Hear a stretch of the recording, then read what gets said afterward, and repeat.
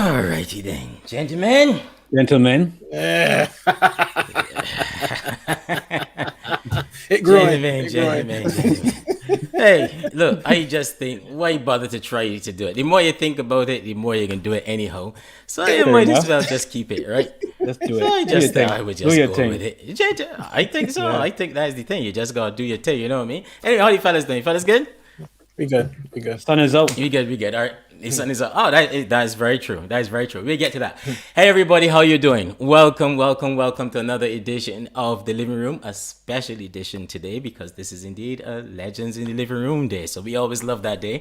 But thank you guys for joining us. Hopefully, if this is your first time, you can just hit like and follow and like us on Facebook. Follow us on YouTube, on Twitter, on Instagram. Just at We Global or at We Global Media, and you'll find us. Just follow. As usual, we ask everybody to hit share, just get everybody across the region to join in this conversation. I have a feeling it's going to be a special conversation today. But anyway, if this is your first time here, you don't know me yet, I'm Andre with my good friends Mark and Philip, and this is our show, The Living Room, and you're on the We Global platform. So hey, hope everybody's doing good. So let's get straight to it. How are we doing, guys? I'm doing all right. Feeling good. The sun is out. I was out in the garden today and had a little barbecue yesterday, you know. So everything good, you know. Break out the Barbie. You had friends over, I think? I just once a group of friends, some Bajangles that I know that live close by Pop Cross and thing, you know. See, look, this sun thing in this place is a premium. Y'all know how this is going to. True, yeah, man. True. Yeah. I thought of you today, you know. I had to go in the shed to find something, and the grass was up to my hip. Whoa. I was saying, geez, boy, you Barrow would be doing any nut here. I guess the thing you went to find in the shed was a lawnmower. No, not this time. This week. So you would be through the grass and just get where you had to get back inside. Listen. It can look good when it cut. Be I telling you, it looking good down below. No shame. I ain't gonna criticize. I a good don't fella, grass shame me, man. Don't grass. No. I wouldn't do that. I wouldn't do that at all. I good. I wouldn't shame you, man. He's a good fella. I can shame you. But once y'all get to know that the sun finally out, where we is now, we is the 30th of May, and we finally had temperature that was beyond 16 degrees. So that's good. I went out today. We actually went to a sporting event that wasn't children. Oh, well, what's going on at you say? We just went to watch some cricket. Went to watch Cumbria versus Cheshire. Oh, you ain't League County Cricket? Oh, okay. Yeah, man. Hey, Dennis. You went and watched cricket? Well, you mean in case something come up in the show today? Oh, okay. He went to do research. Purely for the science. Natasha. Purely for the science. He went to do research. You went ask someone, what about long office again? You said we're long office. We're long office. You put it back funny for that. I like it. You put it back funny. Yeah, I know my long arm from my long arm, man. Take it easy, bro.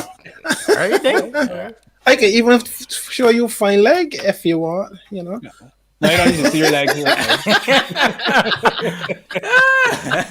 He might hold up your bony legs there now. So that's fine leg. You know what I mean, right? I think so. I ain't sure if he know what things is, you know. But anyhow, he say he does, so you just gotta go with it. Man. The kids on half term? Yep. The kids on half term. Mm-hmm. Hey, Roger. From Toronto. How you doing? Yeah, they're on half term. Mm-hmm. Yeah, all week this week, so looking forward to that. Should be an interesting one. I'm off as well. Sure. You know, having a week off. Feel it what? A googly's a kung fu cake. Like how Dennis never faced a googly from me. Dennis, you are not far off, you know. Far off, I think Dennis thinks a googly is a search engine. Listen. Ooh. That's a good. That's a straight drive there. Straight back. Straight back right at him, man. All right. No problem. So we all get into next week. Well, I planning to chill out, go and pay some social visits to some people, you know. Oh yes, you're moving around. You're moving Yeah, around. man. Yeah. Yeah, man. See how some friends are doing and stuff. Know that I'm fully vaxxed. Had my That is true. You had your second vaccination. Yeah, man. Passed off like nothing. So yeah, I'm all right. We've got cautious hugging. Cautious hugging. That's a British thing. I don't deal with that cautious. So you ain't cautious hugging. I have never been one of them cautious hugging people. You still okay? The elbow. Yeah. I'll make sure it was all white here. I realized they do that. I realized they do that. They didn't check. Hey Heather, I realized Hey, that game's very real tonight, boy. I had to check there. Yeah, I realized I put it up, but I didn't check. So yeah, as the elderly in the house there, so Mark, you're fully vaxxed now. Fully vaxxed. Yes. Okay, yeah, that's man. good. You're right. That's You're right. good. I like how you label it, though. You're right. But you should worry. You look I'm like not 22 bothered. apparently. I'm the oldest in the house. 22. This is true. Yeah. As I said last week, it doesn't rhyme, but red don't crack.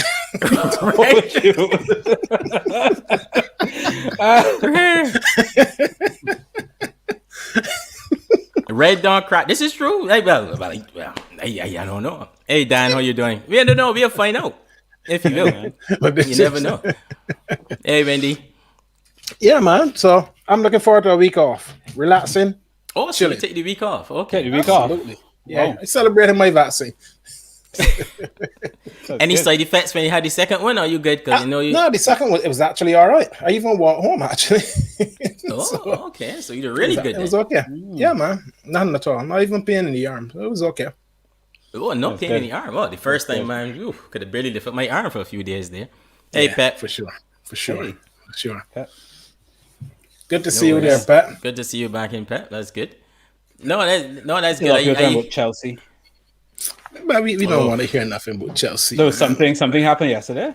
I missed. Not that I can recall. Well, he was a Man City boy, isn't it? So you feeling bad. Well, we as a London City club supported too, so I wasn't really interested in that. I like how you've growth that up. Let's just be clear. You are a supporter of Tottenham Hotspurs. Oh yes, who that have finished not above won Arsenal consistently now for the past few years. What, 20 years now? Don't worry about it. All of a sudden, he's a Molly. London. London's a lot of Regionalized affiliation. Regional. I support the regional clubs. The regional clubs. Yeah. Well, not really. Anytime a regional club get in the finals, you ain't really wanting to. Man, it was a good game though. I watched some of it. I think that's probably one of the first football games that I watched more than 45 minutes on this season. This season, I just wasn't interested in football, actually, to tell you the truth. Fair enough. I hear you. Hey, Kerry. Wow. I wasn't paying any attention there. Well, that's rather unfortunate, but there was not a lot of happening at the Tottenham Hotspur Stadium, so don't worry about it. Well, that is very true too. That is very true. man. Anyhow. Yeah, man. Set the scene. Set the scene. Let me look. We ready? We ready. You know how it is, you know how we do this thing. Look, for you guys that have been here with us on this journey for the past year at We Global, you guys know what today is about. For you who are joining for the first time, hopefully because you saw the flyer and you got invited to join us, this is our living legends in the living room. Normally, we just get people from all across the region and we just have good old regional conversation. Yes, the accents you're hearing is three good old Bajan accents, but everything we do is about the Caribbean region as a whole. So on different days like today, we would get a regional legend to come in and have a chat, and we just talk to them, listen to them, learn from them. And above all, we celebrate and honor them right here in the living room. Who have we had before? Some of you might be asking. We had Michael Holden, we had David Rudder, Alison Hines, and Miss World 1970, Jennifer Hostin as well was in the living room. So if you want to, you can go back and have a look at those on our Facebook page, on our YouTube page. But today, we honoring the Caribbean legend that is the mighty Gabby from Barbados. Yes, the mighty Gabby from Barbados. We all, I got something to say about that as well, but we all think about that, man. You know me, I get excited by these things. Y'all know me already, and the audience know me. Yeah, we don't got calm you down. He's got to calm me down. He's got to calm me down. Well, what can you say? You know, I know, and let me set the scene here, because on one hand, y'all are two-tongue boys, right? On one hand. One from tongue. Right? One from tongue. On one hand. Andre seemed to be sorry. I got a little thing about that actually. Go on, let y'all talk first. Go on. Anyhow, when I was two-tongue boys, I was a man from the east. I come from St. Philip. You know how it is. You know, we came back in 1981 and all that, right? We won't hold that against you. You do. We won't hold that against you. That said, listen. This man is the soundtrack to my life. That is the truth, and I think that is the simplest way I can put it. Indeed, Gabby, man. Soundtrack to my life, man. You know, coming as the extra there, Mark. But you say as a town man, this is true. But I have the unique privilege to be in both tongue and country.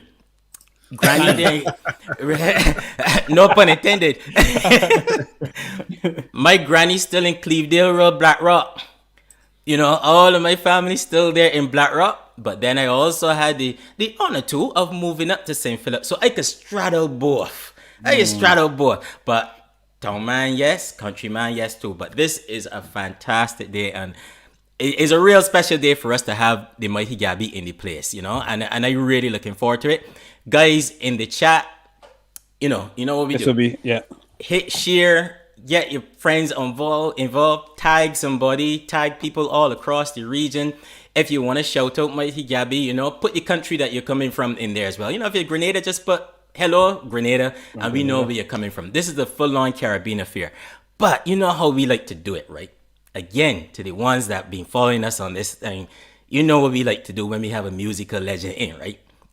And it ain't going to be no different today. So let's have a little taste of why the mighty Gabby is a legend. So we're going to give you all little snippets now, because we got a lot to get through today. Just little snippets, but check this one.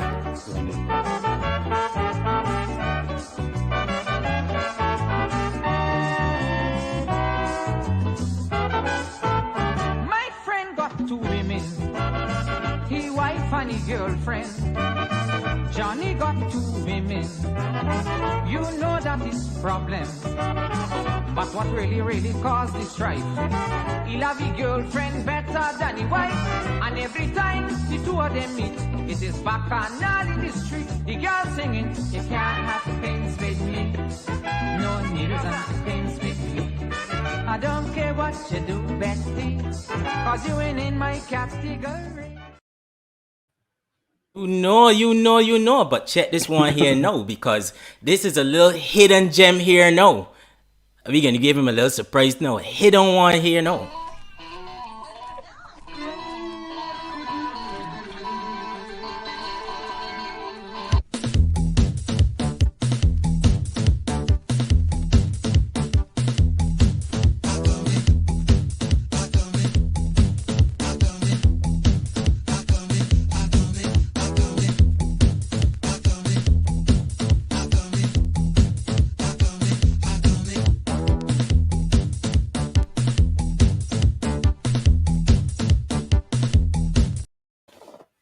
That is hold on to the ball, but then we can get a little story behind that. But of course, we know they had some serious heavy hitters in here. And what we gonna do? We gonna get Scar to come down.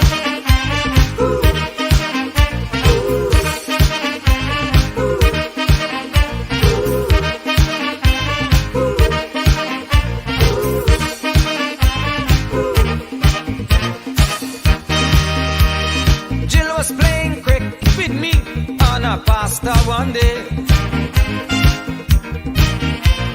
she ballin' like sobers and I couldn't get the ball play.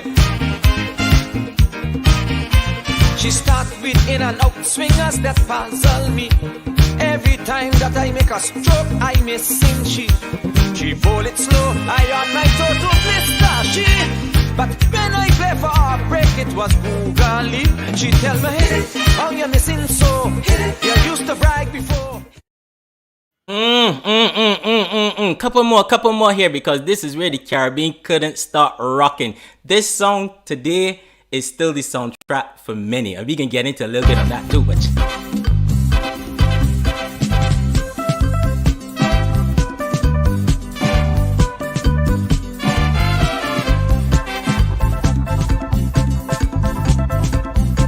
I grew up bathing in seawater, but nowadays that is the horror. If I only venture down by the shore, police telling me I can't wait no more. Cause Jack don't want me to bathe on my beach. Jack, tell them to kick me out of reach. Jack, tell them I will never make the grade. Strength and security, build barricade. That can happen here in this country. I want Jack to know that the beach belongs to me. That can happen here over my dead body. Tell Jack that I say that the beach belongs to me. Look, the beach is mine. I could bathe anytime. Despite what he say, I can bathe anywhere. The beach is mine. I could bathe anytime. Despite what he say, I can bathe anywhere. that song take over St. Lucia recently, and I know well, we can have a conversation about that too because that's a fantastic song. But then get ready, Carbon. Left foot, you the cadet. I don't know if you the cadet. You the cadet. But anyhow, this is mash up the region. Right, left, right, the government push, the government push.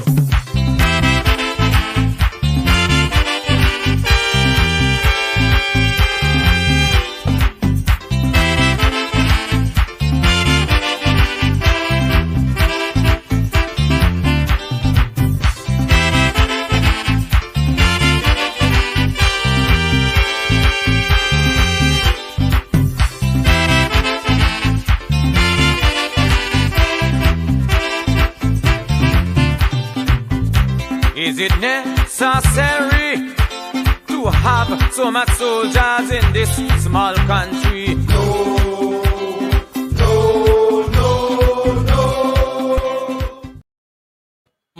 Come on, people. I hope y'all get off your feet, because I didn't want nobody sitting down in this living room special today. But we can slow it down. This last one here, for me, is just a classic among classics and still relevant even today. West Indian politicians and their narrowest views, for me, will always have to be on their P's and Q's to answer my pen when it's awesome strength. They stretch, yes, stretch to any length to defend their rights. The mass is one from emancipation until the present. Time is essential in everything. West Indian politician, take heed while I sing, cause you tell Trini he better than Bajan. You tell Beijing he smarter than Jamaican. You tell Jamaican he live on the best island, then turn round and tell them you preaching island integration. West Indian politician, I check out your evil ploy. The more I hear you, the more you sound like Westminster choir boy. West Indian politician, I check out your history, and because you train in England, Westminster choking me. Oh, tune and a half, not just tune. Oh my days! Tune and a half. I still that look. If your CD could got a little burn mark in it, mine and that song. That song is just the thing. one. But anyway, we see what's going on in the comments, and we know you only come here to hear we talk, or just hear we talk about Gabby. Y'all want to talk about the man that is the mighty Gabby. So without further ado, we're going to bring in the honoree right now. Well. Sir. Make sure you're on. You're on mute. You're on mute.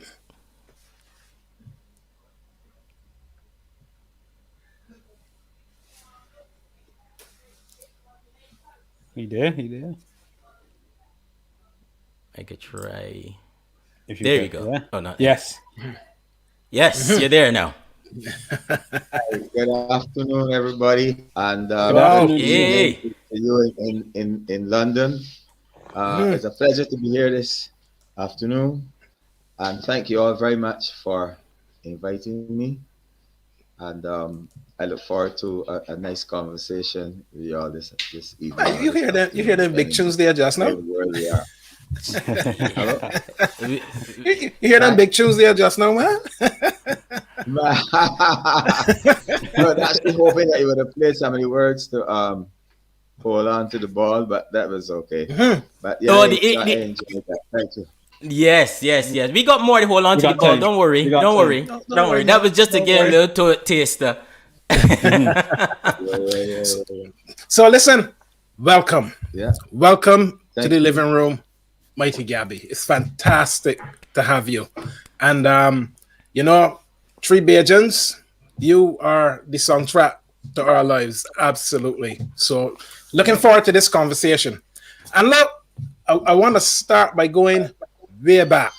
All right? Yeah. I want to take you back to all the way to Millie Cadogan. I know you. This is gonna be a conversation with a difference. We tell you so. We tell you. Listen, we going. We going back. Let's go back to the real woman. Yes. I remember I even wrote a poem about it. She used to send me with the turnovers to a man named Beckles. He had a baker shop, right? But Beckles was a funny man.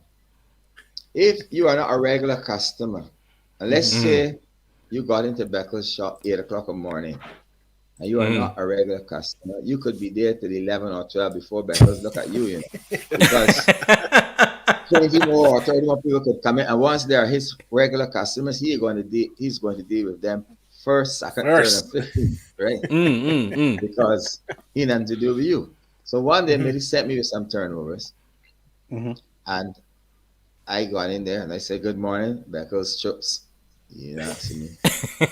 I said, "No, the turnovers in my lap."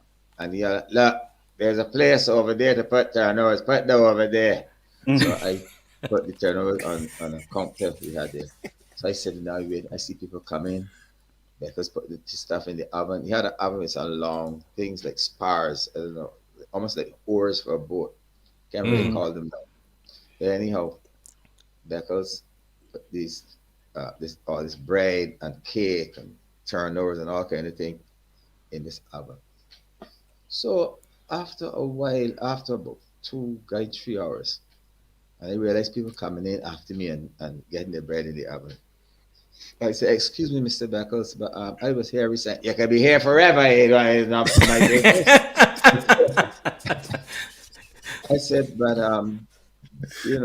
Millie told me to come back because she want me to bring some more." And so, "Who you say?" I said, "Millie." "Which Millie? They got about 300 of them out here." I said, "Millie Cadogan or Mildred Watts or Millie Watts."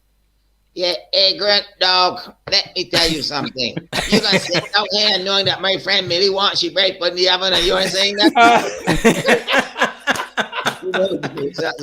"I gave you a chance, no. And she talk. I put 2 lashes in your tail. But who is that?" I said, "Well, my mother says she's your friend." "Who's your name? I ain't got much friends." I said, "Rosalie Carter." "But you're more ignorant now, but that's my real good friend. The woman can't understand what you can't bring that bread. And then he beat me and all kinds of He ain't gonna beat me. But when he went to the bet, I did gone. He had a bet you set up on a nail. I gone. When he asked me why it's this long, I explained to me. He said, "Oh Lord, tell you gone there. You should have said who the bride belonged to. I forget to tell you. So, oh Lord, I ain't know. Anyhow, I ain't gonna send you out there today no more. I will go for the turnovers myself." And that is how Becca. And what hurt me is that when Becca's dead, the Reverend said, "What a nice, sweet man." He had to say something good. He had to say something good about him. After all. Oh God. Because he had a place to sell meat too. And the same way how he behaved or misbehaved in the baker shop, he used to behave or misbehave in the meat. Yeah. If you're in a regular backers man, don't go in that place and expect to get the meat. Because Beckles didn't care if he sell or not. Beckles knew that he had enough customers that he would sell out That the is meat interesting. anyway. So he don't care if you come or ain't come. Wow. I could see that man now if it happened yesterday. That is like man. extreme customer loyalty. Oh, Wait. Hold on. He's a right man. Yeah. That explain it. I think, I mean, I got to look good. Man, why you had to say so? Let me show you, man. Look at that. Bring it up close. We figured so, but we glad you say it before us. We can say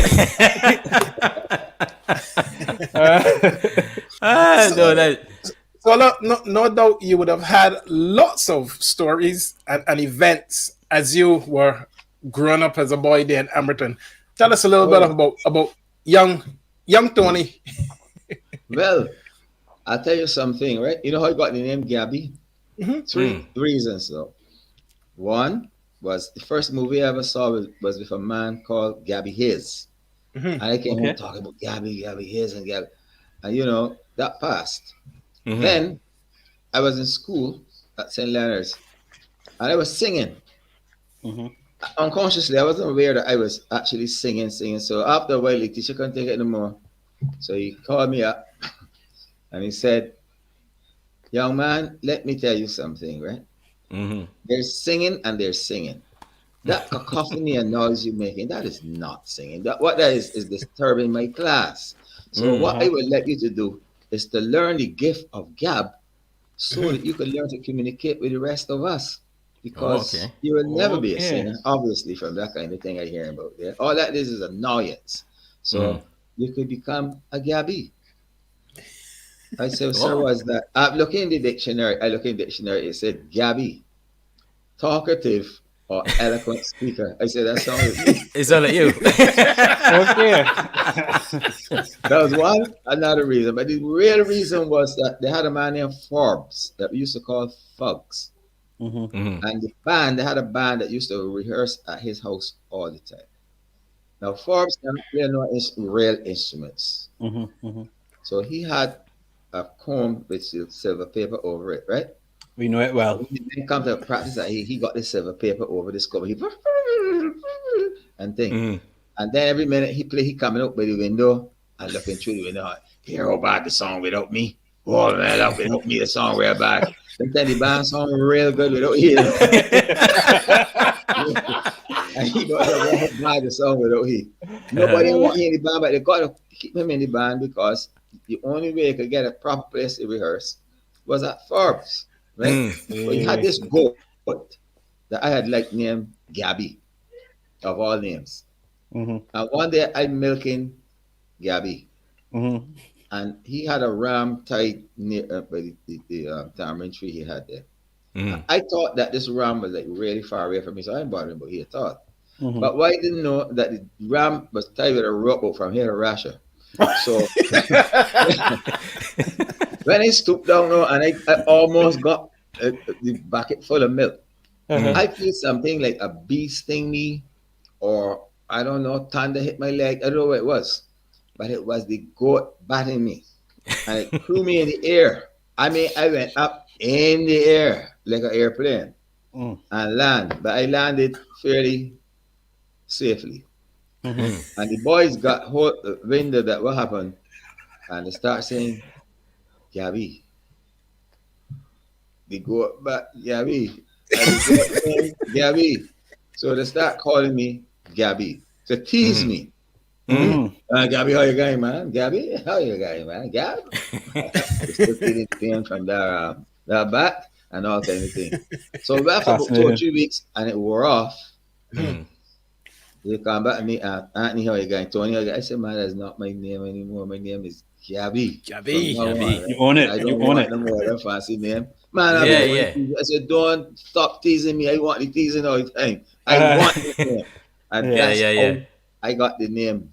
And then when I began to sing, then they put on the mighty to it and called me Mighty Gabby. Gabby. So I have it. For many, many years. Because if you look at any of the albums that Eddy Grant and I did, none of them have the name Mighty Gabby. They just say Gabby. But, you know, over the years, people revived it and put back on the Mighty and so on. So I accept either one. But Indeed. 722 names. Gabbert, Gabbo, that's Sparrow, they call me Gabbo. Mike Seeley would say Gabar, Gabberton, Gaboo. I mean, like so many, you know? Gab and Gabs. So whatever abbreviation or variation they make, I accept that. Indeed. Now, you mentioned Emerton, and of course, we're going to get to that a little bit later as well. But growing up in Emerton, what was it like? We know how dear it is to your heart, but tell us a little bit about community in Emerton. Wow, what a place. Firstly, you have to annex Emerton to Pelican Island. There can be no separation there, right? Okay. So we used to walk from Emerton down to Pelican to do many things, to swim, to dive. And when I say the dive, we had conchs down there, we had sea eggs, and we would fish off the rocks. And they have like jacks, snappers, cavallies, rock hinds, catchabs, you name it, you know, sprat, prayer, all those things. And we would have grigs. You just throw it up, put like 3-4 hooks on and grig, sprat, and that's your live bait. So you put them in the bucket all the time, like a little skillet all the time. And that would be live bait to you can't put on a sinker. You have when you're fishing at the cavallies or the garfish, you don't put on a sinker. You just leave it let it float and move around. So when you let living sprat move around like that, it attracts the bigger fish at the cavallies and so on. And that's how we did it, you know. And then they had Pelican Island, where we could swim to Pelican, but in low tide you could walk there. But when you walk in there, you better be careful and remember how the water was when you were passing, going to the island, because when the water, if it was in low tide, you went over, you walked over. When you're coming back over now, you hear something singing like a waterfall. And that's the water filling back in. Now, if you're so stupid as to play you going in at that point there, you would drown. Because the currents, the this, the that, the moving back and forth, you know, the ferocity. So we knew how to go around that, swim around it, or if it is low tide, we could just walk in and it is calm, it is cool, it is, you know, really wonderful. But the Emerton side of it, though, we had two pastors, Murphy Pastor and Baby Pastor. And I remember I used to go catching crabs on Peter Pastor. But they had a man named Brox. And Brox, you had to pass Brock's house, and behind Brock's house was the pastor. Right? So you go up there at night, say you're catching crabs, or you set your trap in the evening, 4, 5, 6, and then go back at 8 o'clock, 8:30. Man, like me going back at 9, 10, because my mother gone delivering baby, so I got a little time that I can go. And my mother was a midwife. So, boy, when you're going to get your crab, a dog would bark, and you're gone. It wasn't no bloody dog. It was Brock. See, really? You feel the dog coming for real, right? And Brock would take your crab out of that trap and set it back. So you going back the next day, no crab. It will never come because the crab already gone. And then the Saturday, Brock will invite you to have some good crab on the Saturday. That time is your own crab That brought us That getting you you. catch. Yeah. What a So, story. Wow. that was good. And then we had, of course, any kind of sport you could think of. Road tennis, which I was the champion. Then you had, Really? Really? I am officially Barbados' first road tennis champion. Well, I didn't know that. That is not a joke. I have a lot of proof of that. yeah. And Oh. later on, I will show you all the picture. Yeah. Okay. Yes, I beat Now we believe you, a Gabbard. We real believe you. champion who was a great player by the name of Keith Griffith, who used to also play football for Barbados. Yeah. Yes. Right? Yeah. That right, Keith Brown. Keith played for the first Barbados Road Tennis Championship, official road tennis, and I won. Right? Okay. Let me put it this way: Keith should have won because Keith had me one love, and I had to go away the next day to Antigua to sing. My first ever overseas trip, by the way. And excuse me. I said, well, I forfeit the match because I can't continue. The light was bad, and we couldn't continue. So Keith, now being Keith, said, no, I want that kind of You want victory. to play on? You want to beat you? Then you come back. I already got you one love. You must be frightened. That's why you're saying about one love. No. It won't be that. When you come back, I can cut your tail. If you get big bad in this game, that'd be your worst, man. So, all the time I'm in Antigua, I playing Keith, Mentally. I seen Prepare all my yourself. mistakes, all of my areas that strong, all of his that weak, and all of his that strong. I seen the whole game. And although I didn't get a chance to play or anything, just a couple of shots warming up the next Sunday when I came back, I gave him 3 straight, and I won 3-1. Right? Well, So that's how I became He deserved that. officially the first Barbados Road Tennis champion. He And deserved that. by the way, in Warrens, anytime y'all come back, there's a monument there in tribute to me being Barbados' first ever road tennis champion. in Warrens. We gonna get somebody to go and take a Right there, picture of that. If you could FBR, could do a little right there by Kentucky. Right there, I can go and look at that next time I come home. I didn't know Seriously. that. Yeah. Not that I doubt you. I believe you. But I don't worry. I know it's news for a lot of people, but that is I love road tennis, man. Love see me it. down here. You love road tennis, What? Love it. but that is good. I could get so, I could get so. No, don't say that. Even at 275 years old, I still can move really good. Only the very best would be able to beat me really if I practice for like 6 weeks. Okay. I ain't seen no improvement over the standard that we had and what we had. What you have nowadays Ooh. is a lot more. You're getting controversial now with that there, Gabby. No, they're no better than we were. There's one guy that I think was maybe as good as we were, and perhaps a little better. I'm not sure. There's a little fellow named Tiny. Tiny Archer, but he was good. Not Archer, but Tiny. Left-handed guy. He used to ride a bicycle and thing. He got knocked down. I found it a challenge. And got killed. So in Emerton, is that where the love for music started? Oh yes. Remember you had the Emerton choir, right? It's village choir, headed by Seymour Bishop and a man named Bailey, Cameron Bailey, proper name, right? He's living what we call the back lane, and in the back lane was also another fella that you all know fairly good name, one Jackie Opel. So you can imagine growing up hearing Jackie Opel sing. It's like that's like a gift out of this world, and I mean for free every day. So that little, my mother used to call them the Happy Jacks, but I don't know if that's a real name. Or my mother just come up with that name. But you had the Happy Jacks, and the Happy Jacks consisted of Jackie Opel, another fellow named Jackie Crow, Lord Jesus, believe it or not, we had a fellow down there named Any name you show, you call him. Lord Jesus, I used to call him, I used to say they call him that because he could do so many things. Okay. My uncle told me that the reason why they call him that is that his grandmother used to say, "Oh Lord," meaning his mother, That girl gone up and Lord Jesus, she gone up and left this boy here. But he said, "Oh Lord Jesus, what happened with that woman? Lord Jesus, right?" But not for me. For me, he was Lord Jesus because he was the best kite maker. He could run like the wind. He could play road tennis really good. He could swim like a master. He made fish pots. He also used to fish deep sea fishing. He also fished with the same boat.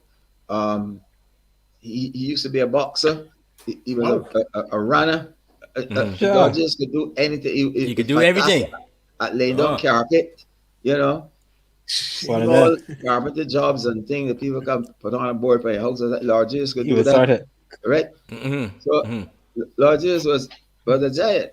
He was a giant. The only man I ever saw flying a kite and deliberately put it in a coconut tree and bring it back out. I never seen anybody do that before. The reason why your kite is because the wind blow it in there and you have no control. Nobody don't put the kite in a coconut tree and get it back and then bring it back out. out. Just used to do it like that and it was miraculous. Yes. I ain't gonna take out that later, man. And it out, man. He was just good. He was good. Fantastic. Wow. Fantastic at everything he did. So is that group you heard? So go ahead, Phil. No, I was just going to ask, was it a popular thing across all the villages around Barbados to have choirs, or was that something really special? It was a very popular thing. Three of the most popular choirs were Eagle Hall Choir. Yes. Eagle Hall Choir. He from Eagle Hall. Choir. And they had some choirs from St. Peter and St. John and things that were very good because used to have a competition at Kensington Oval at Christmas time. You see? So that's how I started. I went in the choir and I always tell people before was making up numbers. It wasn't because he thought I could sing so good. So he asked my mother, I was 6 years old, if she would allow me to join the choir. And she said, okay, you gonna look after you. You gave the food and that woman don't worry about them things. I will look after the little boy. And I went and joined the choir at Kensington and we actually won. So I work out that we didn't win because of me, we win despite of me, right? Because them could really sing. It's not to do with Gabby being the big thing. Them people could really sing. People like Avril Graves and Ruby Graves and you know, had a man named Big Man Foster. He was a fellow called Pilu Foster father. He used to sing so much bass that when he come across the pastor and he started saying bass, the ground used to feel like it's shaking. Big Man had a big voice. I mean, 4 times lower than what I just sang there. Yeah. Foster was special, man. Wow. He was blind. He was blind. And yet he used to walk across that pastor himself. I never see him with a stick, nothing. So I know he was just amazing. But you know, it was very popular at that time to have the village choirs sing at Christmas time. They had something called a star. It was an actual star, and the star would lead the band. So you would make a star like a Star of David. Like that would be what leading the band, and you would have the songs like the road march songs. What they call road march, like come celebrate this Christmas morn. Da da da. And let me come celebrate this Christmas morn. Christ our Savior, he was born. And let me and let me tell you something. If you hear the harmonies and things that these people put it on this thing, you know, I can imagine. Harmonies and things, kids going up top, dance and things. It was beautiful. I think I was born in the wrong time. He's reviving in Barbados, honestly. I was just saying so. Like reviving Barbados. I was just saying so. I would love to see something like that. You grew up like that, and then Emerton, you had tailor shops. My uncle was one in tailors, Eric Fowler.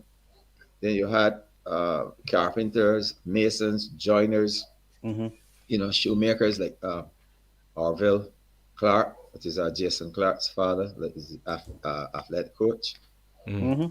One of my family.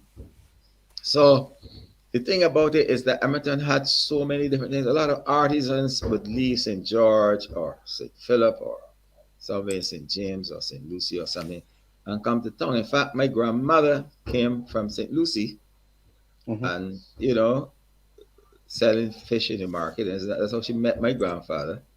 And as a result of that, came my uncles and my aunt and my mother and me and my brothers and sisters and my cousins and things. Yeah, So obviously. there's a connection. And he came from St. George. My grandfather came from St. George, and typical St. George man cannot swim. Cannot so swim. although my grandfather was a fisherman, Not just St. George, but Listen, you know, there are people from Black Rock that can't swim. No, the reason why St. George people can't swim, I was thought that the water up there too high, right? It's probably too rough up there, so, you know.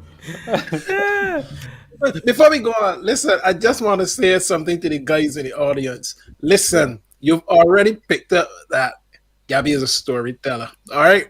And we're going to enjoy these stories here. we indulgent. So we indulgent. make yourself comfortable.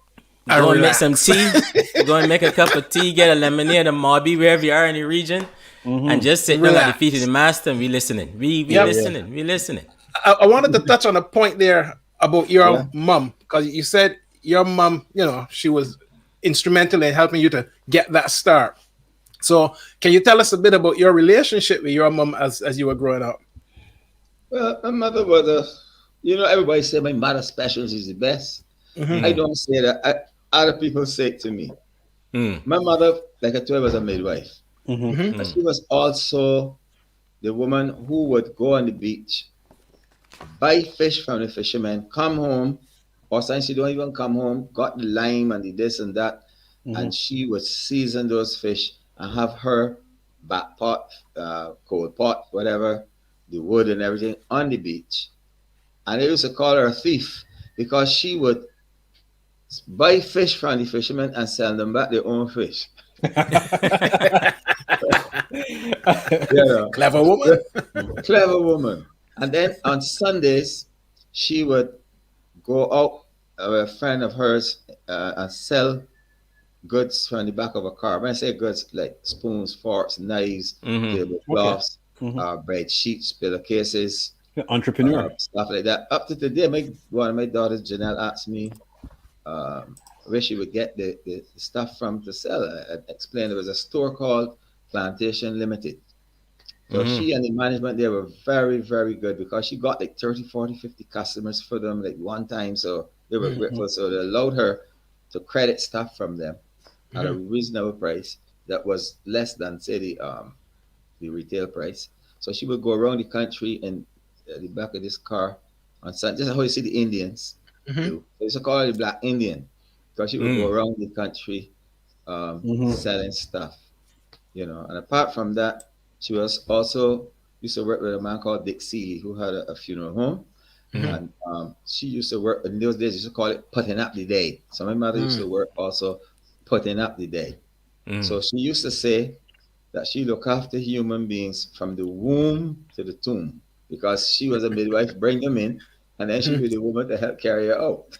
Right? So it was like that kind of person. And then she was the kind of person also that would paint this house herself. She would paint the house herself. It wasn't if something wrong with the paling or something, my mother get a hammer and thing gone up there with the wood thing, man, and do the thing. She said she ain't calling no carpenter. She said, why you can call a carpenter for that? Rest the man, he might be building somebody's house or he might doing something more important. I could take that wood and that two little nails, and she would go and get the nails herself and the wood and the hammer and the this and that and repair that fence herself. Okay. And apart from all of that too, she was also one of the top seamstress in our neighborhood. So you see, she did so many different things. So it was a way, like, kind of, to me, it was like an inspiration as to, like, she's at least one of these things we should be able to do well as what her experience. But I wasn't able to do any well. They sent me to plumbing, and I work out that the worst plumber apprentice that the Hilton Hotel ever saw was me. I wasn't made for no plumbing, man. I have a brother that do plumbing, do masonry, do carpentry. He's an electrician. He's a qualified mechanic from the City and Guilds certificates and all of that. But he goes fishing, right? He's a brilliant guy. I ain't nowhere near him when it comes to that. But I am not skilled in that area at all. I mean, I hopeless. Right? I hopeless. So when my mother asked me, Tony, you're getting to be a big boy now. You're 14 and you're soon 15. What you want to do? I said, what you want to do? Play and think. I don't mean that. I mean, what you want to do for your career? I said, sing. Miles Chuck's long. I ask you, what is your hobby? I ask, what you want your hobby to be. I ask you, what your career, what you want to do for a living. I said, sing and write songs. Little boy, it's only because something in there to me that won't be able to talk because I don't know what you're talking foolishness. I asking you a serious question. You tell me about singing. Singing what? I said, but you want to be a singer? Listen to me. I could show you successful doctors, lawyers, carpenters, masons, joiners. I could show you successful, skillful people in all that you could think about. Show me the first successful singer or songwriter that you know. I said, you're looking at the first one.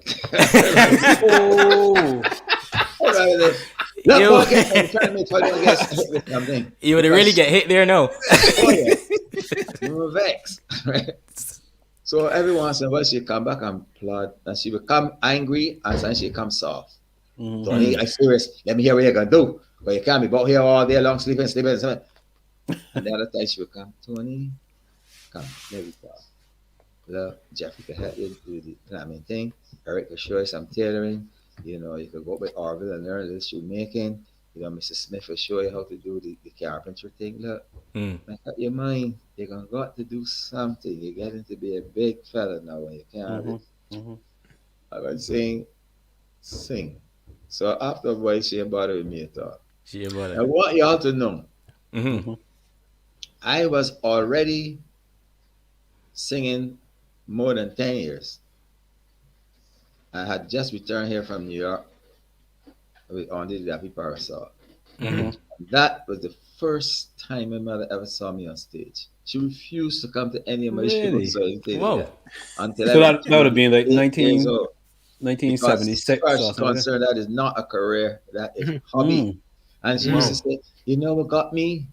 If you was one of them children that the head wasn't so good. I said, well, because head doing good don't mean nothing to do with mental problems, It meant that it was not academically sharp, right? Yeah. So if you're one of them, I could give into it. But you as a boy, I look at the things here, you're coming first, you're coming second, you're coming third, you never come fifth yet. You got a brain that could learn. My God, do something with it. You're going to waste your whole life with this foolishness, but you're going to sing what? I was determined. I was just determined. And she was just as determined that I become something or other. She always thought I should be a teacher. So I used to say, when I began to teach in primary school with the music and thing, I used to say, my friend mother was alive now. She would really love this. After all these years. She would say, finally.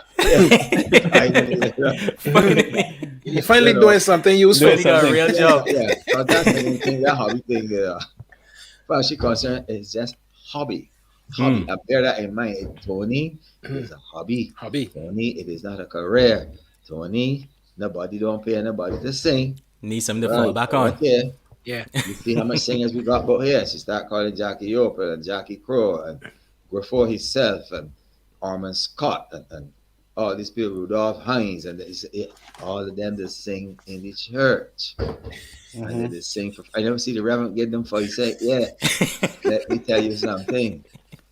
Go and learn a skill, something. If anything, and you still like the little singing thing, and you try that, and it didn't work out, then you could always come back to the You can come back to it. Yeah.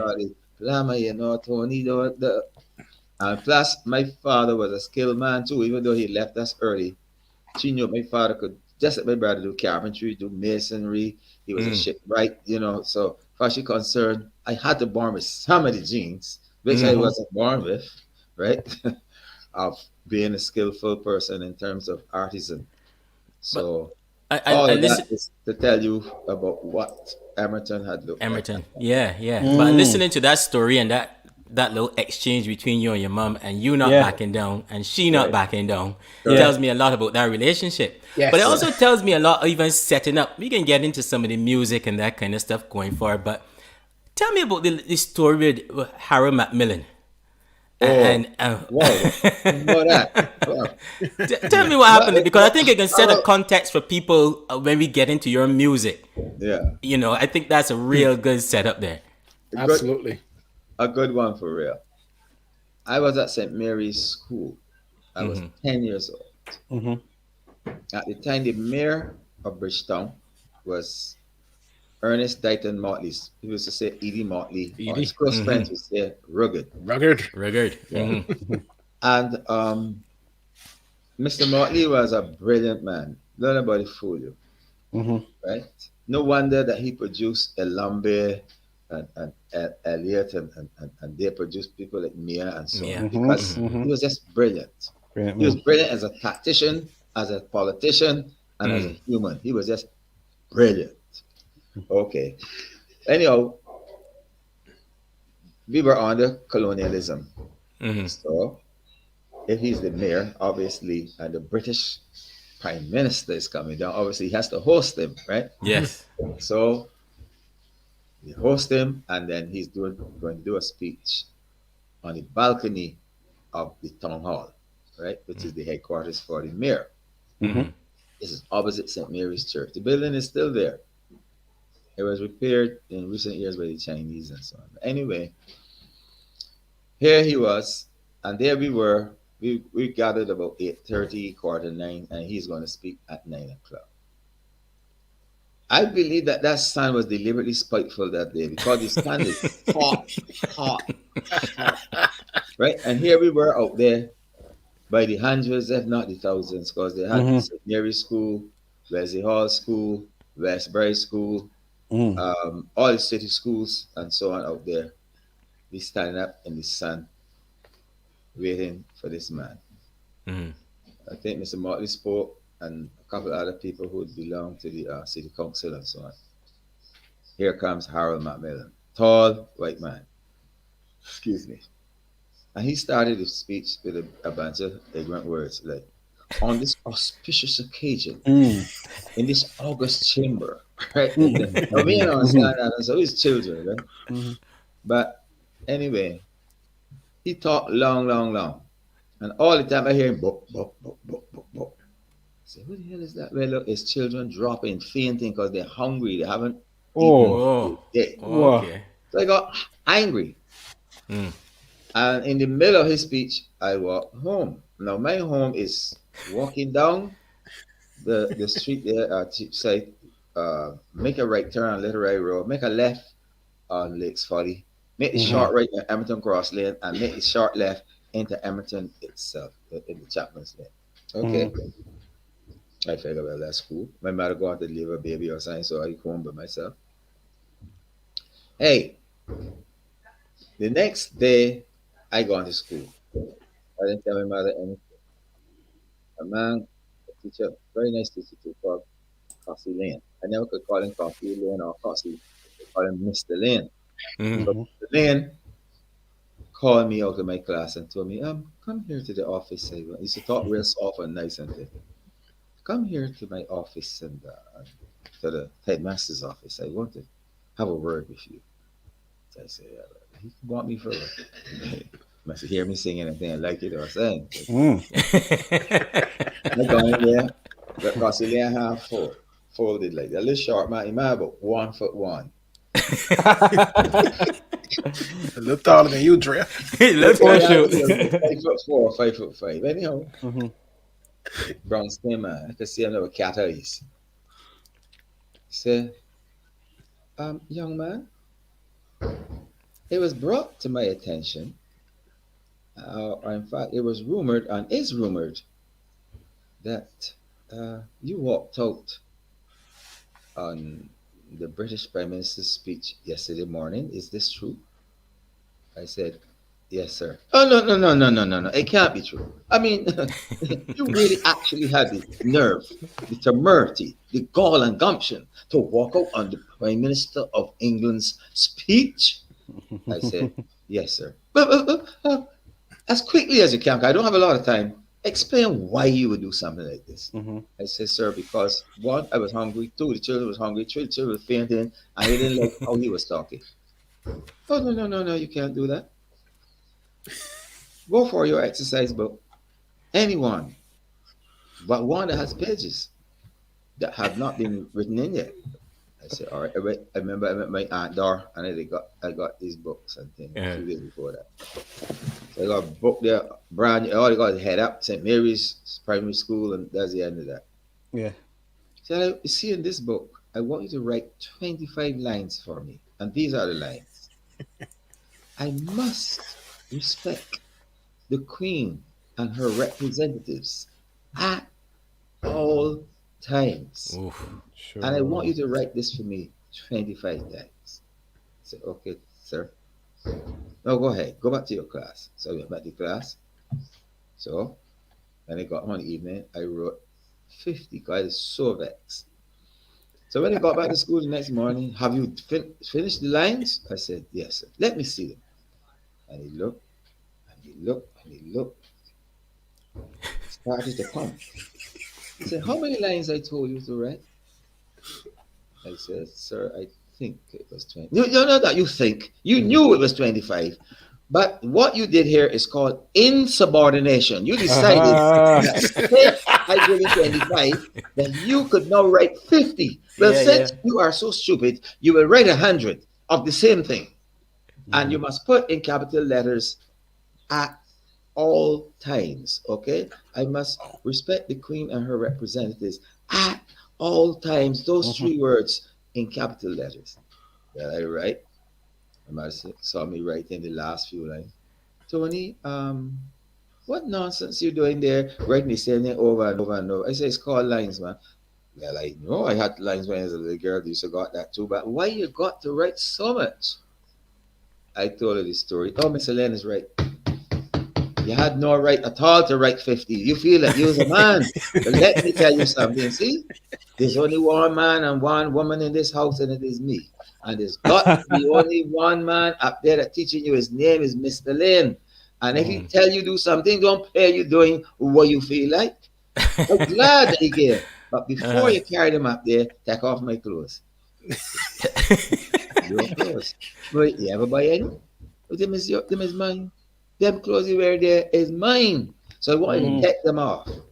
I said, but I going to school. Oh, no. You will get a chance to put them back on. But right now, I don't want them on. And my mother beat me bareback. Right? I take every lash. And every lash she give me more, the more vexed I became.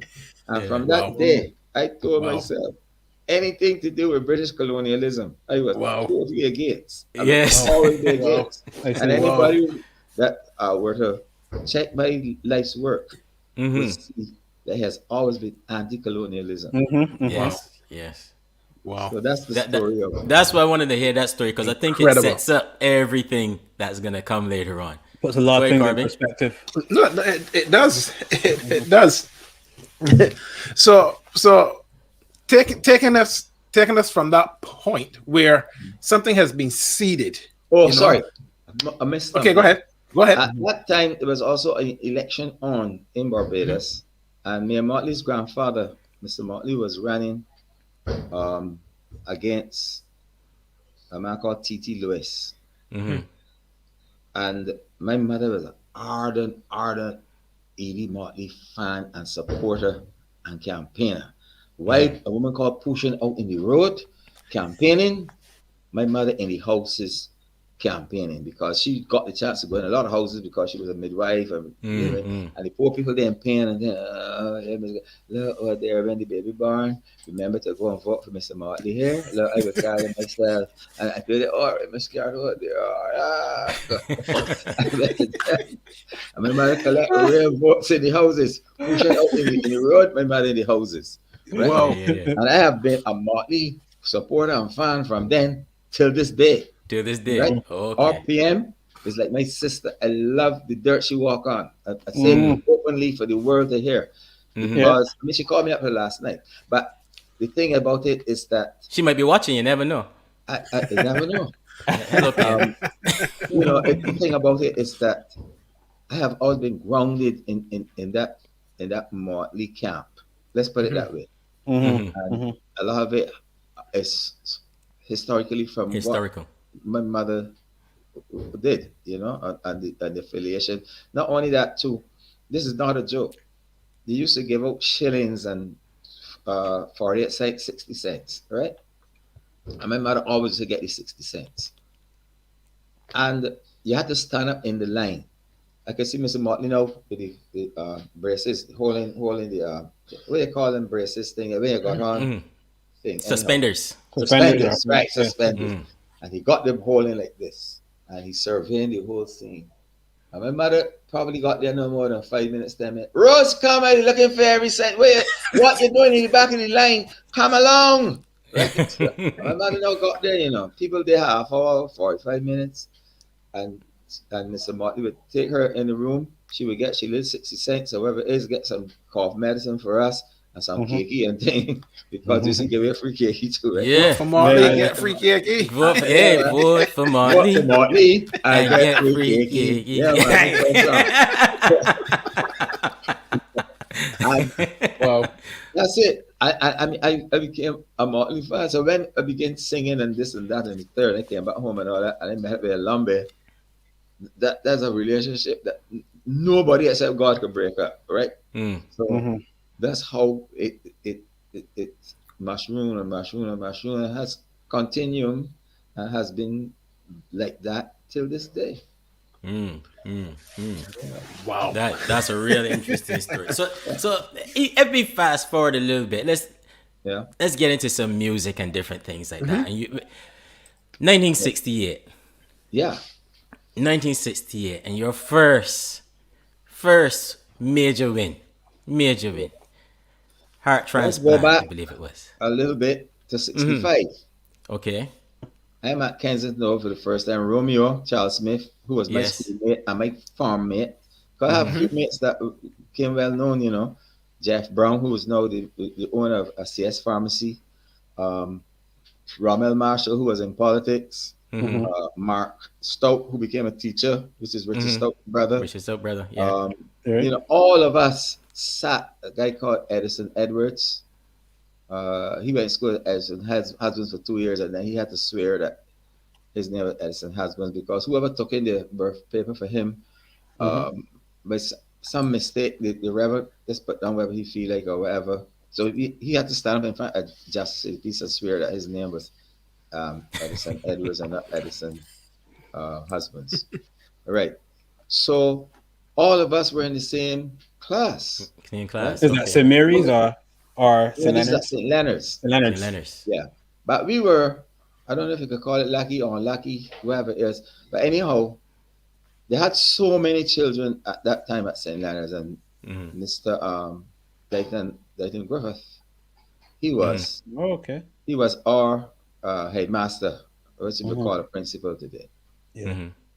So they had so many students that they had to divide us in two different sections or periods.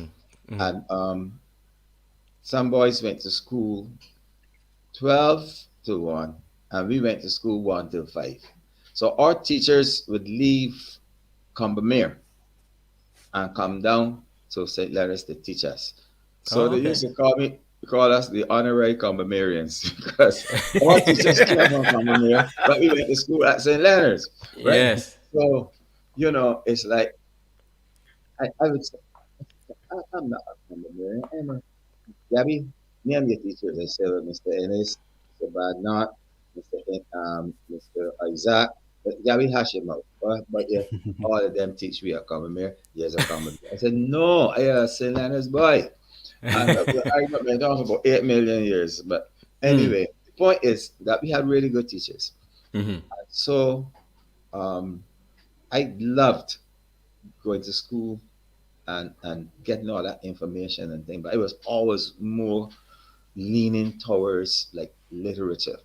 Mm. I could do the little mathematics and thing, except don't give me the trigonometry. That looked like foreign language to me. Um, but the other things, geography, this history, this, I was pretty good in those subjects. But the literature, man, I was caught up with this Shakespeare thing and this he I call oh gosh, H.W. Longfellow. And let him do all the rest, right? That's one of my father's favorites as well. But he used to rhyme beautifully. His stories all structured, and there was never no jagged ends to what he wrote. And I like that style of writing. And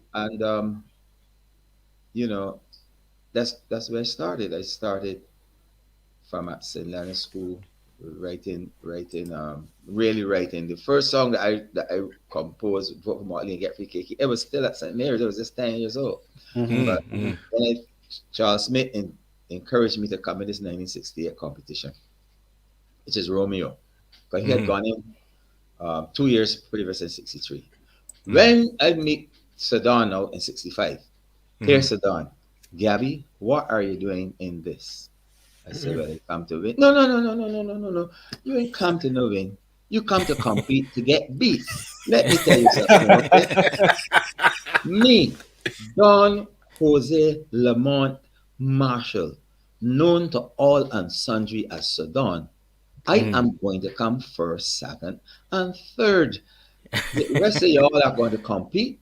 They're going to call you all names and so on and so on. But at the end of the night, it's going to be, you heard my name, Don Jose Lamont Marshall, alias Sedan. That is the person that's going to be standing on the podium, the stage, wherever they have there, receiving the trophy, or whatever little money, if there's any, to get, because y'all cannot beat me at all. Right? Yeah. So said Sedan. Don came first, Romeo second, and I think I came third, or being sugar tied for third, but it's a little foggy there, but more than likely it was a tie. Anyway, that was my baptism in the thing. That's your baptism. Okay. Right. Wow. So 60, so Dominic's working on a cruise, a boat, right? A boat. So he wasn't here. He returned out in 69. But 68, I competed and I won. So when he returned in 69, here's the Don. Gabby, you know the reason why you won, right? I said, yeah, because I wasn't here. The reason why you won because I wasn't here. You see? Yes. So now that I'm here, make sure you know what's going to happen, Gabby. You're not too bad, so you may come second or third, but don't think about the first part at all.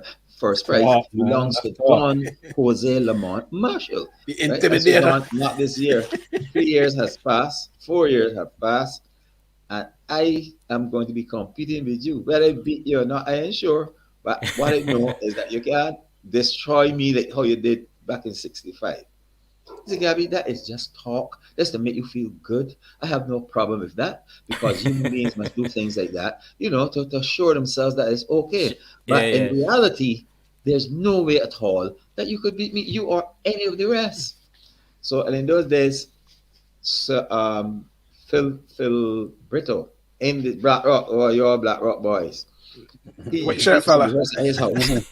So we went down the rehearsal. Don was there, Sugar, Sivers, Charmer, Romeo, and so a good set of us.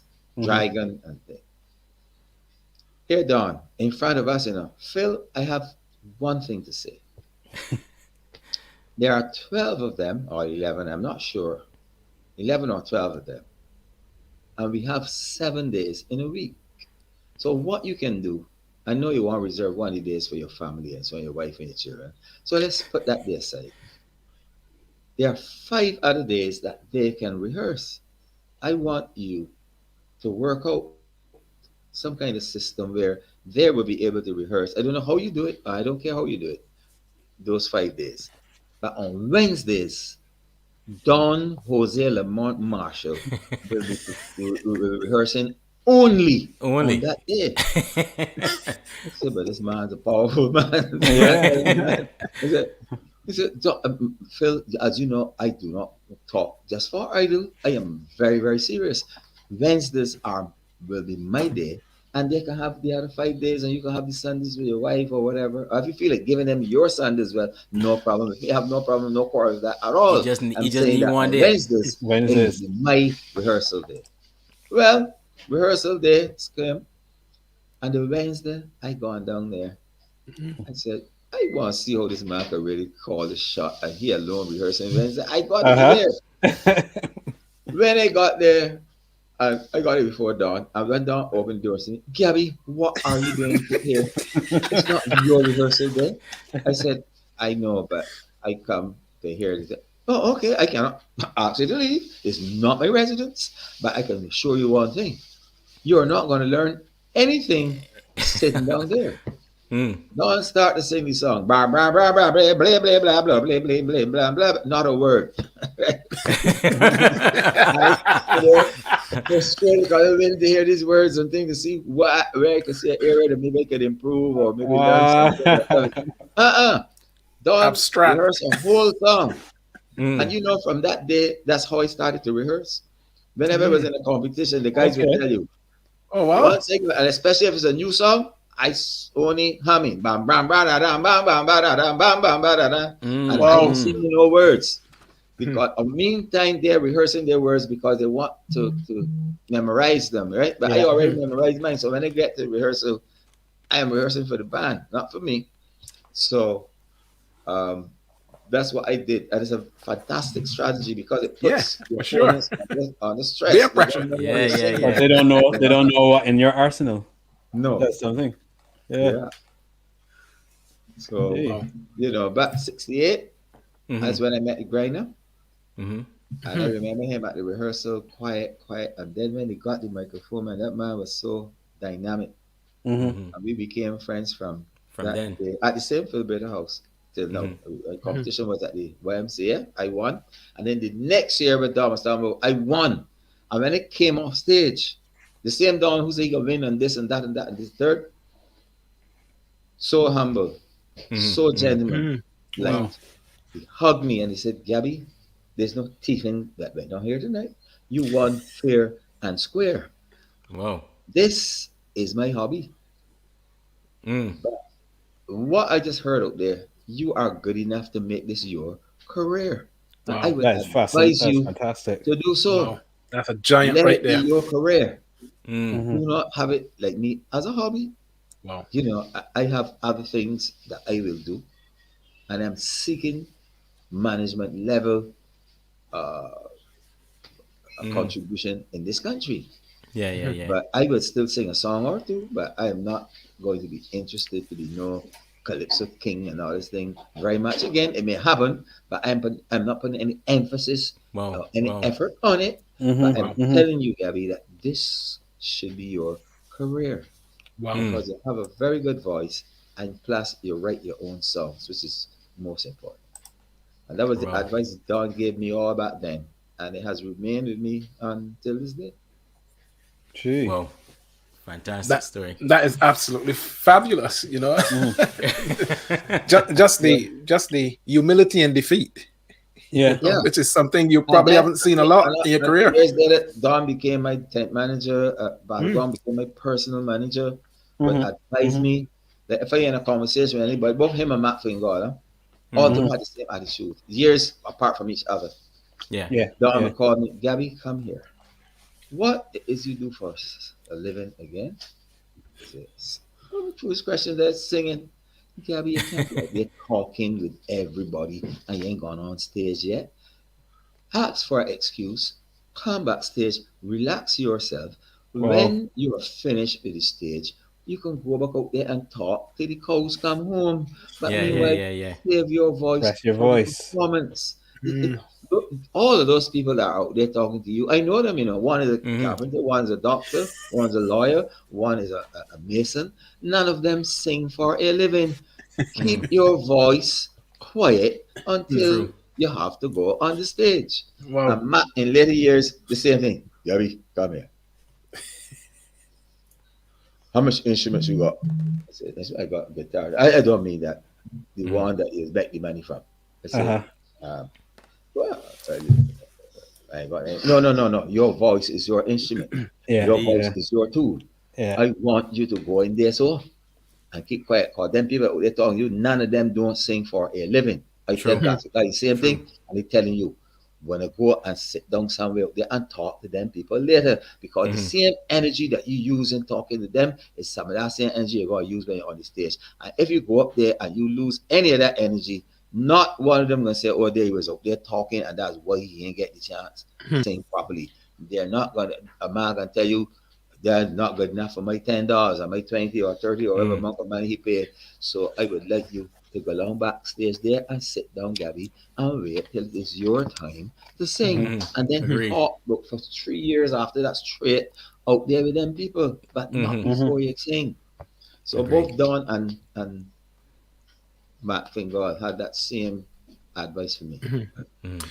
So look, before we talk about the battleground, in fact, maybe we should do that. Let's talk a bit about the Battleground Years. Actually, let's go to the end of the 70s and 70s. Tell us about that story around those 10 years of Battleground and the victories, the Road March victories, and all of the administration. Yeah. Well, I always wanted for Calypso to be at a high standard, right? Mediocrity was never part of my thing at all. So I was with Viper, Romeo, Heron, Dragon, Serenada, Sudan, and I'm probably missing somebody. But anyway, we formed this thing called Calypso. They had Calypso Enterprises before I got here. And then one night we performed at Piley, and never forget, in Brandon. We had about 40 people, and the band insists they must be paid. We said, but I mean, you could see that we ain't got nobody out there to pay nobody. Because we don't care. When the tech's done, the show's done, because we ain't playing no more. We gotta get me money. So Viper, I never forget. Viper said, man, Carter, you handle them, man, because them are reasonable. I gone, man. I done with this here. Say, you what, man, come back, man. Listen, you gonna be my friend till I die. But you see these here, these two unreasonable, I gone. So he left me down here with the fellas. And I made an arrangement how to get some money to the thing. Not one time, but eventually. And then out of that, I decided, you know what? I'm gonna form this thing called Battleground Years, because it's a battle, it's a fight that we are in to make Calypso come alive in Barbados. That's why Markin is green tonight. He channeling that battleground. I formed Battleground Years, right? And it was called Battleground Years. It was Gabby's Battleground Years. Went back to Battleground International or some kind of thing like that. But anyway, the one person that stood with me throughout to this day was Gryner. And I remember,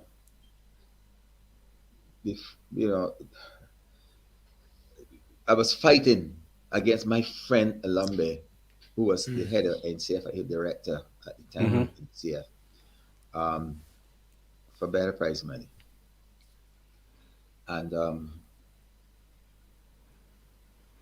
I could call their name Destroyer and Pompey in particular, among all the others. Two of my closest friends to today. I said, I'm not singing unless we get $15,000. It was $7,500 at the time. But hey, Destroyer, I just work at Juicy Factory, right? I just work for $250 a week, which means I make $1,000 a week, right? You see that 15,000 thing you talking about? I ain't supporting you with that, you know. If the game we 10,000, I can take it because it caused me to work 10 months to get that. And if I got a chance to win it in one night, I'm taking it. I ain't sticking out for the 15,000. I never hear anybody in the party world that get 100% increase in salary or in payment yet. Belong to a union, and when we get a little 8% or 7%, we just be real happy increase. So I know how you could decide that you're going to insist that they must have 100% increase. That time all the others, somebody else keeping quiet. Pompey said, Garrett, I is your friend till I died unless you change it. Let me tell you something, right? I see you sticking up for that 15,000 because you got the two best songs this year. I said, man, Clement, you really think so with me? McGarrett, I tell you my heart. I mean, me use friends, but I got to tell how I feel. I said, Clement, you know me better than that. I mean, I really thought I know it better, but I know that the 10,000 is reasonable because I he's now started his own little business. And there's no way that if I gain somebody a 25 or 50% increase, that them could complain to me or even when it was ready to kill, that them could complain, man, Gabby, man, you're being unreasonable, man. If the people paying 10,000, you should take it. I said, nah. I gone now down to Royal Bank. And a tall man come in the bank and say, Gabby, I say, man, I want to see you. I want to see you. My lady, you could, that time they used to got 5 or 6 lines and 8 lines and things. Not like now with the one line and then next person. So a person could go in the bank for half hour and get out before you that right there an hour and a half. Depending on what you mean. Yeah, because some tellers move faster than others, work faster than others. Anyway, as it turned out, right? The excuse me. The this man came and he said, Gabby, come. Listen, you see this envelope here? See this envelope here? This is gonna help you fight, man. But listen, right? I resigned from police force, and I going there. Do not open this till Monday, right? Today is Friday. Don't open this till Monday here. I said, all right. But man, look like a trashy. I never seen man in my life. I said, all right. So I go now, and I wait. I opened it about midday, mid-Monday. All the envelope got in is numbers. And these numbers were the statistics on how much money NCF pays the police for security. So I said, wow. I had gone. And the estimation was higher. Anyway, I gone to this meeting now at NCF, a whole meeting with my boys, and I gone with the understanding that they are not supporting me on the 15,000, right? So I gone to the meeting. I got 15 copies and one for me because it was a full board meeting. Everybody was there. Lambert chairing the meeting. So, well, security estimated at this, rental the chairs is this, rental the stadium is this, advertising is this and that. Security, and you got. So I would like to challenge security. Man, Gabby, you can't challenge security. I said, Baba, you was my friend till I died. You was my brother. Yeah. I challenge security. Man, how are you going? I said, look. And I showed them what security figures as opposed to the estimation. You could get locked up for confiscating government property. I said, well, I don't know, but I know I got some facts here. Baba smiled and called me outside the meeting. I said, Gabby. Ooh, he's stuck there. Oh, he's stuck. Hope that's not Ilombi. Oh man. Oh man. Oh, we'll see what happens there. Yeah. He's oh man. He's frozen there, but guys, this story, and this is why the mighty Gabby is a legend, because especially this story that he's telling us here in the fight that he went through with Battleground for the betterment of calypsonians and what's not, in one by one. He's back. Yeah. And you're there. There we go. Yeah, right, yeah. So I went to the meeting. I showed them my figures. I love me calling me outside smiling. Garrett, you got a good point there. You got a good point there. But listen, call Gardner tomorrow and make it seem that if we ain't agree on me, but I definitely gonna pay the 15,000 because you have a good point. I said, all right. So I gone back now to David Ellis called me. David Ellis, I tell him if you don't get the money, there ain't gonna be no show. So here David Ellis, another one of my friends. Yeah. Well, we have Gabby here on the line, and He's insisting. You sound just like him too. All right, now. He's insisting that we, the people at the NCF, pay the calypsonians $15,000. This would amount to a raise of 100%. 100%, yeah. And in the history of Barbados, I've never heard of anyone getting 100% raise. But we'll open the lines to the public and let the people voice their opinions on this matter. Bram, lines open. If 8 million people call, I ain't get one from my side. From my friend Mark, that day, the barber, right? Here, Mark. You ever know you about here singing for $100 a thing a night, man? And some IOUs and thing. The people paying 10,000, you playing you don't want it. You being unreasonable, man. So go and sing, man. You trying to sabotage your over, right? Wow. People calling and some more. None of the opinions in my favor. The love they call me laughing. That hurts. Good, at least we got the thing, but it gonna look now like although we think that we were still generous to get a raise. I go back now. It's about don't sit now. When you go, you meet him, then tell the fella. So I go into my meeting. I say, gentlemen, I have good news and bad. Which one you want to hear first? The fella said, well, obviously we want to hear good news first. I said, the good news is that I managed to get the $15,000 to sing. What? But Garrett, you said, you alone? Yeah. Garrett, so you get that do? Well, I went and negotiate. Well, hear them. But they can't be no bad news. I said, yes. What is? I said, I ain't competing. Man, you can't do that again. You can say that you're competing. Man, here, man, Gabriel, man, we have a right to be opinions, man. You can't do that there, man. Man, you're Mr. Stubborn, man. Man, Gabby, they can't beat you this year. I said, let me tell you something, right? I am not competing. Because if I win, I'm going to hear the same story, man. He was because he knew he had the best songs. But if I don't go this year and somebody else wins, I could always come back another year and try. Wow. Man, but you might not got the same kind of quality songs, man. They can't beat. I can't remember songs I had. I think I was just gonna ask what songs you had that year. I think it was Who Gabby Think Is and something else. Barbados or something. One of them kind of songs. Right. Anyway, I said, wow. I said, I'm not competing, man. I think my friend Stetson will to beat no real bad idea. It was like if there was a man that could compete with back that year, it would have been me, according to all the talk that was going on from people who attended the things.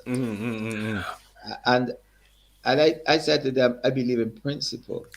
I am not going to go in that competition and by chance if I won it, that you all be able to get back against it. So, but there, man, that's why he stuck out so long and so hard. It wasn't that. I wanted the prize money for the Calypsonians, not for me personally. That's brilliant. They didn't see it that way. They saw it fantastic. As I was fighting for a personal gain or personal glory. I never did that once because the winning thing was never a great thing to me. I just happened to get lucky and win sometimes. But like I don't live on winning. Because even if I didn't win, it never prevented me from touring or by winning, it never gave me more touring opportunities. Because the songs you win with, I would tell you, would hardly be songs that you're going to sing overseas. True. The songs you'll sing overseas gonna be the songs that make people dance. Even if they get the message, like a Jack or Boots or Can't Find My Brother or something to make you dance. Right?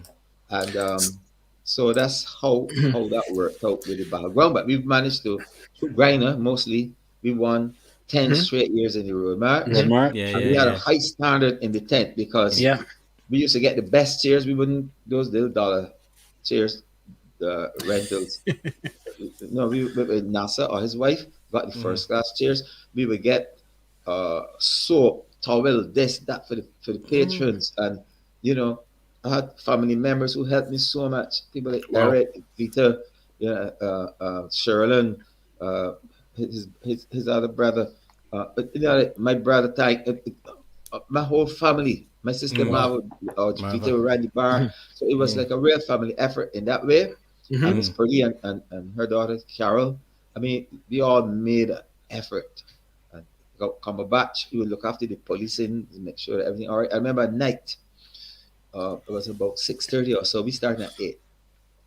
And when I look, I see these two little boys jump over the wall. So I called them, and they were scared. I think I could call police. I said, what happened? Why y'all jump? We like this. We hear it from outside. We want to come in. We never come in yet. We hear people bawling and thing, and we want to come up. We ain't got no money. I said, just the two of y'all? No, sir. We had the 2 friends over there. They come over yet. I said, tell them come around. Huh? Tell them to come around. I letting in all 4 y'all tonight for free. Wow. The little boys came in. Every bottle on the ground they're taking up. Every paper they're taking up. They're going to the trash can, that they start escorting people to the door and saying, welcome to Battleground Tent. So I ain't telling them to do nothing. So I said, wait, what is going on here? And so then of course they knew now that they didn't have to pay to come in. And that lasted through the length and breadth of that tent. But one day I am in town. So I went to buy something. And I feel this hard slap on my hand. You can't buy nothing out here. I look up. I said, Skipper, what's the problem? Ain't a problem. Gabby can't remember me. I said, no. You can't remember me, Gabby? No. You can't remember the fellas that you let they jump over the wall and the other 2 that come around the other side? I said, you? The boy, about 18,000 foot high up in the air and a big man. He said, man, Gabby, I always want to do something for you, man. I always want to pay you back for what you do for me, man. I can't forget you for that there, man. He said, man, that's all right. So don't mind the little slap on your hand, man. I mean, I do that. You probably want to pay me much attention if it hit you any easier. So I just I won't pay for well. I don't care what it costs, Gabby, man. As a manager now at the place, this or that, man. Like already know, man. I thank you, man. What a story. Well, listen. I'm gonna let you rest your voice for a minute, and we're gonna drop in some things here, and we're gonna come back. Here it is. Cool.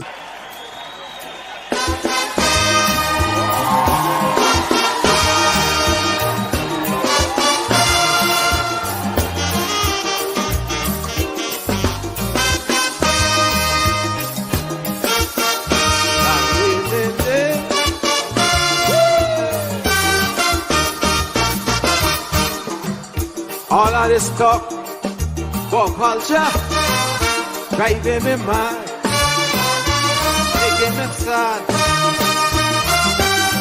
All of the talk for culture, driving me mad.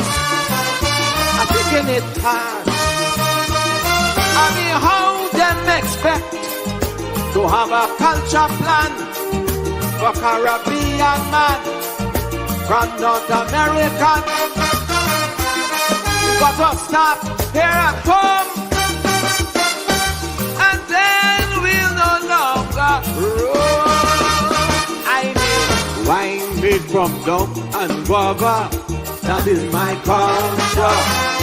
Donkey steak out in pasta, that is my culture. Flying fish floating pan cuckoo, that is my culture. Fried bacon, rice and stew, that is my culture. So now you see what I really mean. This is my true culture in the Caribbean. Oh, now you see what I really mean. This is my true culture in the Caribbean.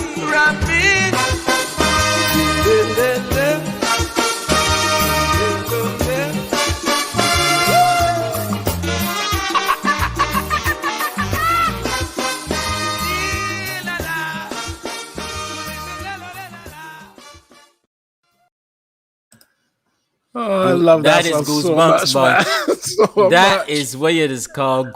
But and then like that band sound good, though. Oh my word, man! Serious? You hear the horse? Yeah, man. Let me play. Let me go back a little bit further. Go back further, man. Go back further. Give me an interesting one. They had a race in the city involving Gabby and Billy. That come a song of fly by night. Push yourself in the damn fight. I warned the people that boy would get up and cut their throats. They still went and gave him 1,000 votes. I hope you're making your notes. My friend believing unmercifully. 1,700 went to she, 907 to me. I done with that completely. But this past election, come along when canvassing for belief. He's a politician making much more than we.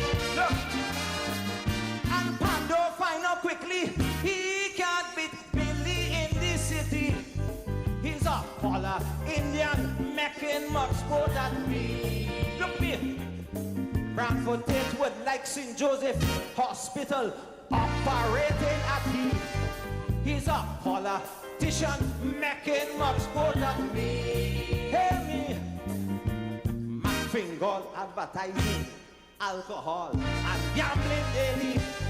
He's a teaching comedian making much more than we. Hear me, a plastic pipe that sing the sun song every year, still in the monarchy. He's a calypsonian making much more than we. Hear me, the man say he's suffering from stress, but he only frightened for me, Gabby. He's a calypsonian making much more than me. Whoa, shoot. Hey, the man could control a stage, you know. But listen, oh my days, man. The thing that get me with Gabby, you know, is the way how he's able to just feel the mood of the day and what's going on, and perform it on stage like nobody else, like this one here. Do you take this man to be your wedded husband? It does.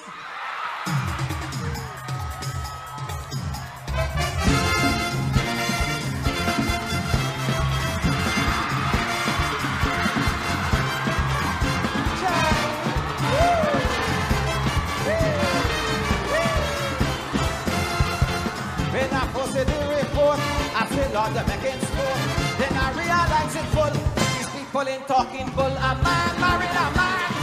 Right here in this island, a man married a man. If you see the confusion, a man married a man. In the middle of the storm, a man married a man. You should see the wedding gong. No lie, no lie.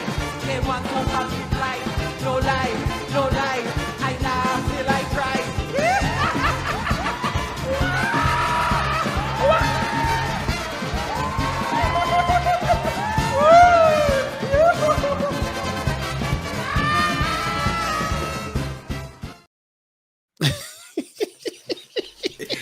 Performance a 10. Performance a 10. Somebody say he handling them heels.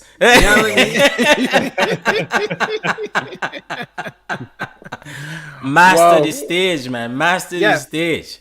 There's a little thing when you watch culture on that performance, right? Where I don't know, it looked like if he recognized somebody in the crowd, and you know, Gabby got this Cheshire cat grin that he gives, and he grins, and he goes like, "Hi," you know. It's just these little things that he does that just the interaction. Master. While still controlling the stage, you know. That's the thing. It is just the way how the legs. It's just phenomenal, man. You look back at a lot of these performances and you just go, wow. And that one, someone said, was a pretty controversial song there, Man Marry a Man. That was a controversial one there, you know. And he had a lot, because not songs get banned, but we can get to that later on. Quite a few banned songs, yeah. And remember, he didn't just write for himself, huh? No, not at all. So perhaps we can look at. Which one? Yeah. Let me try this one. Give me another one.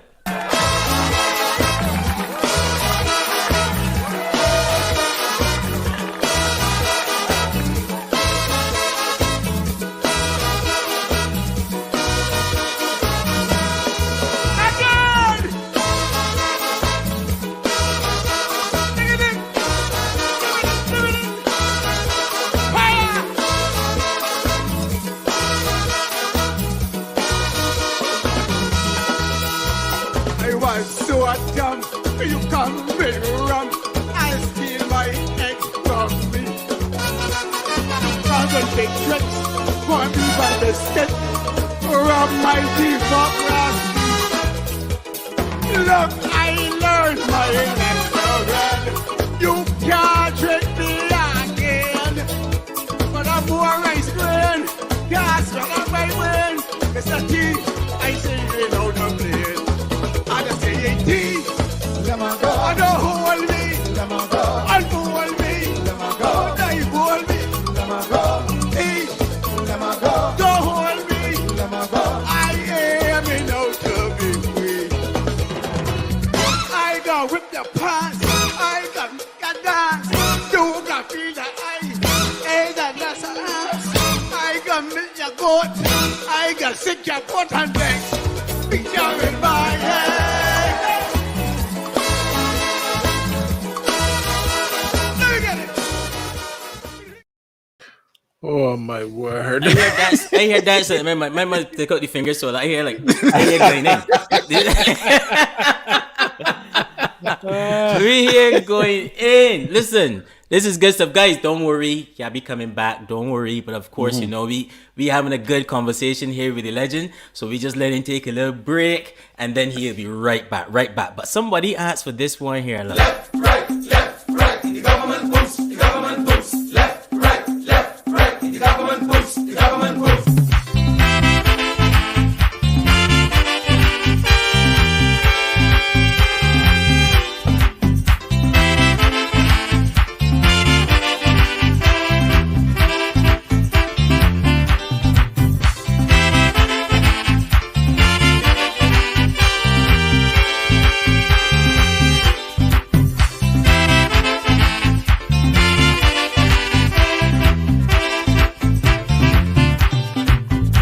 Is it necessary to have so much soldiers in this small country? No.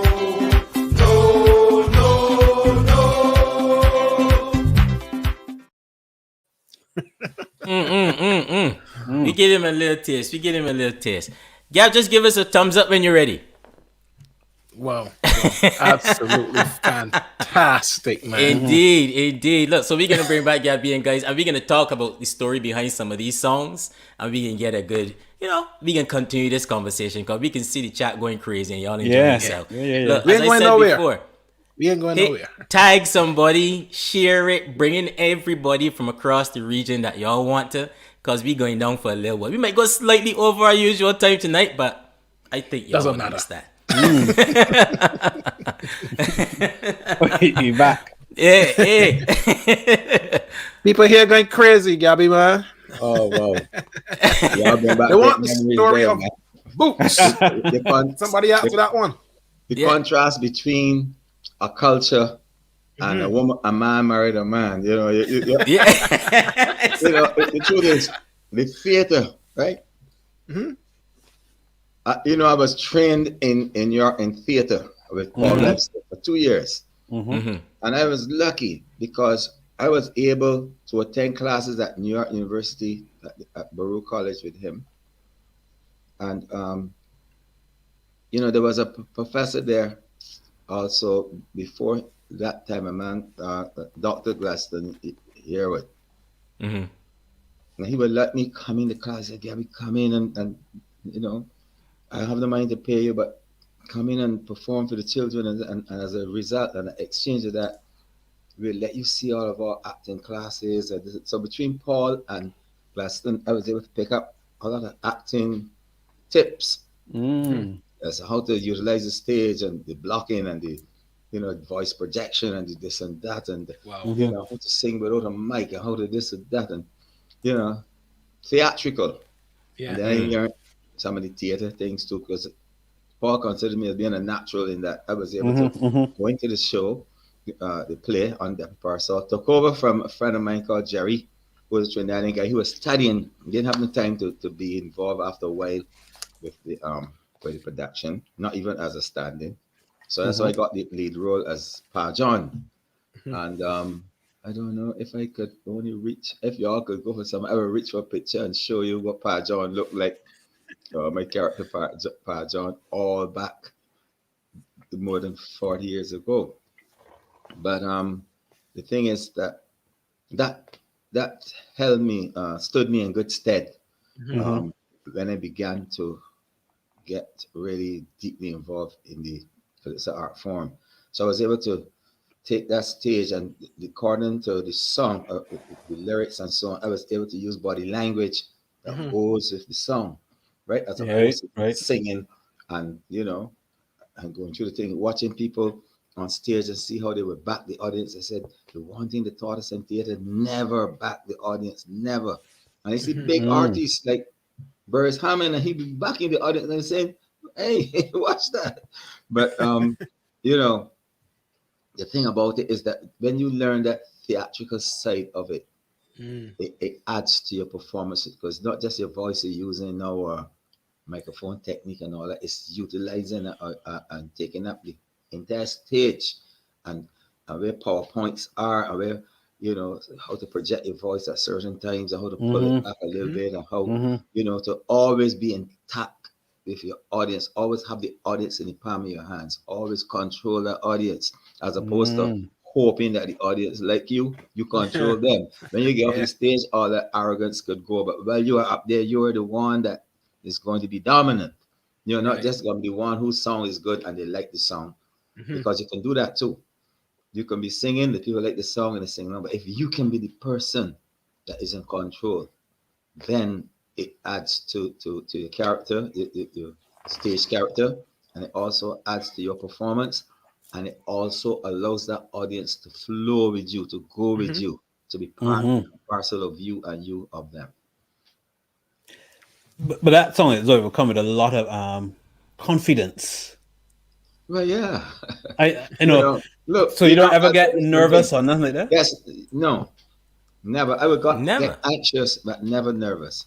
And that reminds me of, I've listened to interviews with Sir Viv Richards or Sir Gary or Michael Jordan or Muhammad Ali, and they all have the same attitude. When I go up there, I gone not to please the audience, not to look good, not to do a good performance or something, to dominate. You see, for Sir Gary or for Sir Viv, they ain't no bowler that good enough to out them. They have to out themselves. That's what they tell themselves. That's the first thing. So they ain't not wicket that bad enough to cause me not to be able to bat at my level. You understand? Malcolm Marshall the same way. There ain't no batsman that I can't out. I will out him. I will find a way to out him. That's the attitude. Michael Jordan, there ain't no defensive player that could stop me from scoring if I want to score. I will score. I will cause our team to win. And it's the same thing with the Muhammad Ali. Ali will look at your face and tell you, in round 5, you got to dive. Yeah, it's true. In round 4, you got to go, right? And actually do it. Because he's in your head first, and then he's skillfully able to do what he said. So with the music now, you have to be that dominant. Like, I am not here to please the audience. I'm here to dominate and show what level, the highest level I could take this thing to, right? And carry the audience with you, not out of like showing off, out of like, I am that good that I can do that. That's what it is. And once you have that confidence, then half your job is done. So I've been backstage with players, with a performance, see them vomit, see them go take a rum, see them reversing. Who vomit? Tell me who vomit, Gabby. Tell me who you see. Tell me who you see vomit, Gabby. I want. Who was so frightened? Go and say. But I can't go get it right. This is a thing of preparation. Yeah. Some of it's fear, some is preparation. I know, but some of the people in the audience want to know who vomit. Mid-spring. I got some names in my head. I just want to know if it's them. Okay, no. Mid-spring, I used to vomit just before you go on stage. And you know who used to do it? John Lennon from the Beatles. I didn't think that was the John. You would never think that John Lennon would vomit before performance, right? But he used to be that nervous and that scared. Right? Yeah, but you using double entendre there to tell me is another John that used to be. I wasn't looking for that, John. I wasn't looking for that, John. You giving us a hidden message? No. I don't mess around with kings. Okay. He was always confident. John was always very confident. Plastic Bag was always very confident. You see it in him. Romeo, always confident, but he got to get a little drink to get a little spirit. Yeah, right? The spirit. Yeah. You know, Gryner you mentioned Gryner don't have to get that drink. Gryner will take the drink when it come off. Right? You don't have to have it to go on stage. Carew drink not even water. Confident. Right? And there's people like that Adrian Clark, confident. Go against Destroyer. Destroyer got the worst song you ever heard in your life. But on competition night, Destroyer got extract maximum out of that song. Right? Because he's confident. Right? Some people call it arrogance, but it's confidence. It's exactly. Like, I can do this. I will do this. I will be able to go with that band. I remember many times just singing and the band play what people would consider a wrong note. Wrong note. I consider it creative note. Because when I hear that note, I sing in that note. Whatever it is. I remember I went to Clifford Glasgow's funeral. And his son, Johnny Glasgow, we called Linus, was playing bass. And I was singing, I think, Lord's Prayer or something. And he started to play a movement with his bass, because it's only bass and voice. We didn't have no keyboard and no guitars, no trumpets and saxophones and things. Just him and me. And he started to run a line, right? So I started to phrase the line. Smokey Bird, then jump in here and say, "Oh, Jesus, Lord." Gabby is the best. When it comes to help me, Gabby, how you stay with Linus? I said, because I would not allow him to go and leave me. He can't leave me. So everything he play, I hear before he played. So and while he's playing it, I'm still hearing it all the time. So I'm coordinating with him. And he realized then that he could play anything he feel like, because he's not going to leave me. I would not allow him to leave me. And so it was like, I wish somebody had videotaped or at least that particular performance that evening. Right? That would have been it. So it tells you everything. And when you meet people like Eddy Grant, and Eddy Grant is special in my life. People don't understand. When I first met Eddy Grant, I think it was about a year and about 3 or 4 weeks. No royalties at all. So, no problem. I mean, I didn't get much from World anyhow, so the problem. And World Westings Records Limited. Yeah. So they used to pay us 5 cents. 5 cents for writing the song, 5 cents for singing the song. So if you're lucky, you get 10 cents. If you're not that lucky, you get 5 cents, right? You get 5 cents. All right. So when I went to Eddy, it was around Christmas time. I said, Gabbers, man, I want to tell you something. So many people told me, be careful with Gabby. He miserable. He gonna make you miserable for money. And I said, well, I can test you. And I'm gonna pay you every cent, you know. But he proved them wrong. I said, got news for you, Eddy. They tell me, don't record with Eddy Grant here. He's a thief. So, why did they tell Eddy that I'm miserable? They tell me that Eddy was a thief, right? And it was proven that both times they were wrong. Right? Eddy Grant has been so good to me in my whole life in so many things, whether it be financial, whether it be advice, whether it be, you name it, right? I have to thank the late, great Roland Stevens for introducing me to Eddy Grant, because I was here and Roland came and I, Gabby, because he talked real fast, with this St. Philip accent, you know. So I said, Gabby. I said, but that's only Roland. We come so early morning. Hey, look, Roland, come and get here, man. Said, wait, Roland. I ain't bed. I ain't drink no tea. I ain't nothing. And you tell me come and get here. Get me a Grant, man. Get me a Grant. I said, Eddy Grant. The real Eddy Grant, you here? Live here, man. Live here. Live short, so you know money.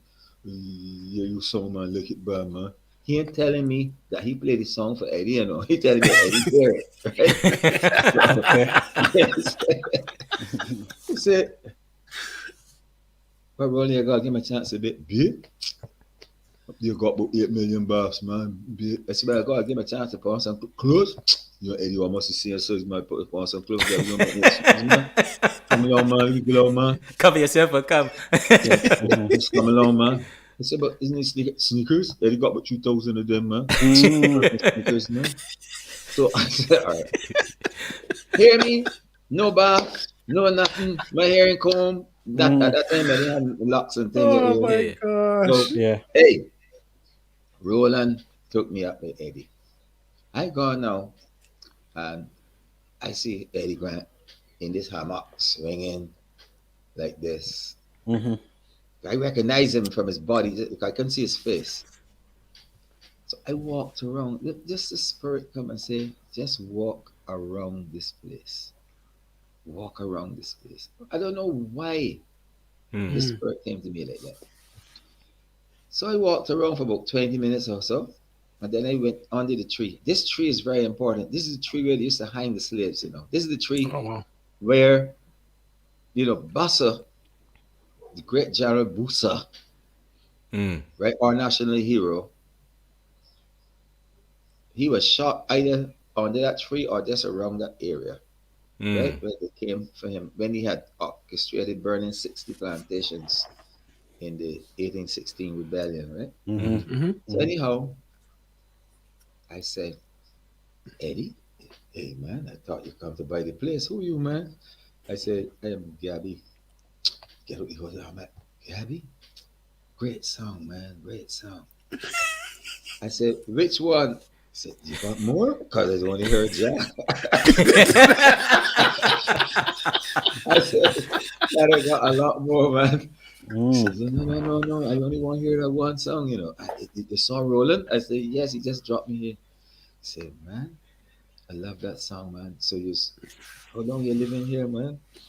I said, how long I living here? Well, I assume he's a Trinidadian or Grenadian or something. I said, no, man, I from Barbados. You from Barbados? You mean you live here all your life? Yeah. Boy, that's a great song. Boy, I like that song. So I started to talk to Eddie about my life and how hard it was for me to do recordings and how world turned me down and say that my songs were not commercial and Calypso don't sell outside of Carnival time and all kind of thing. See, well, I don't know. I've never been wrong about a song yet. This one you have here, this gonna do well, man. But remember, don't bring no more. You know, I just want this one song. So I said, all right, because I only come here to relax. You know, I'm not feeling best. But he had a heart attack somewhere before, and he really wasn't well. He just came to relax and relax. Right. Hey, so I started to tell Eddie about myself and things, and he's just sitting down. I'm up, hands folded like that. Just breathe like that. I said, Gabby, boy, if half of what you just told me is true, man, we gonna make great music together, man. I said, all right. And that's how we began. How the friendship, how the business ship, you gotta find your words, you know, business ship. You heard it here first. The friendship, the business ship, the relationship, you know what I mean? All the other ships start sailing. Yeah. You know, man, it's the greatest friendship I have ever created in my life. Wow. Oh, wow. I'll tell you something, right? So after we recorded Jack, he Eddie to me, Gilbert, is there any one? I mean, one. Think about it. Take your time, it's all right. Any one singer in this country that you would recommend to do a recording? Let me record them.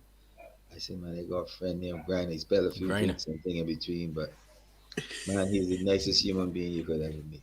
Wow. See, he can sing the calypso. I say he can sing calypso, man, but a lot of people saying they can't understand what he's saying and this and that. I said, yeah, well, if you say he good, he must be good, man. Man, bring him up, man.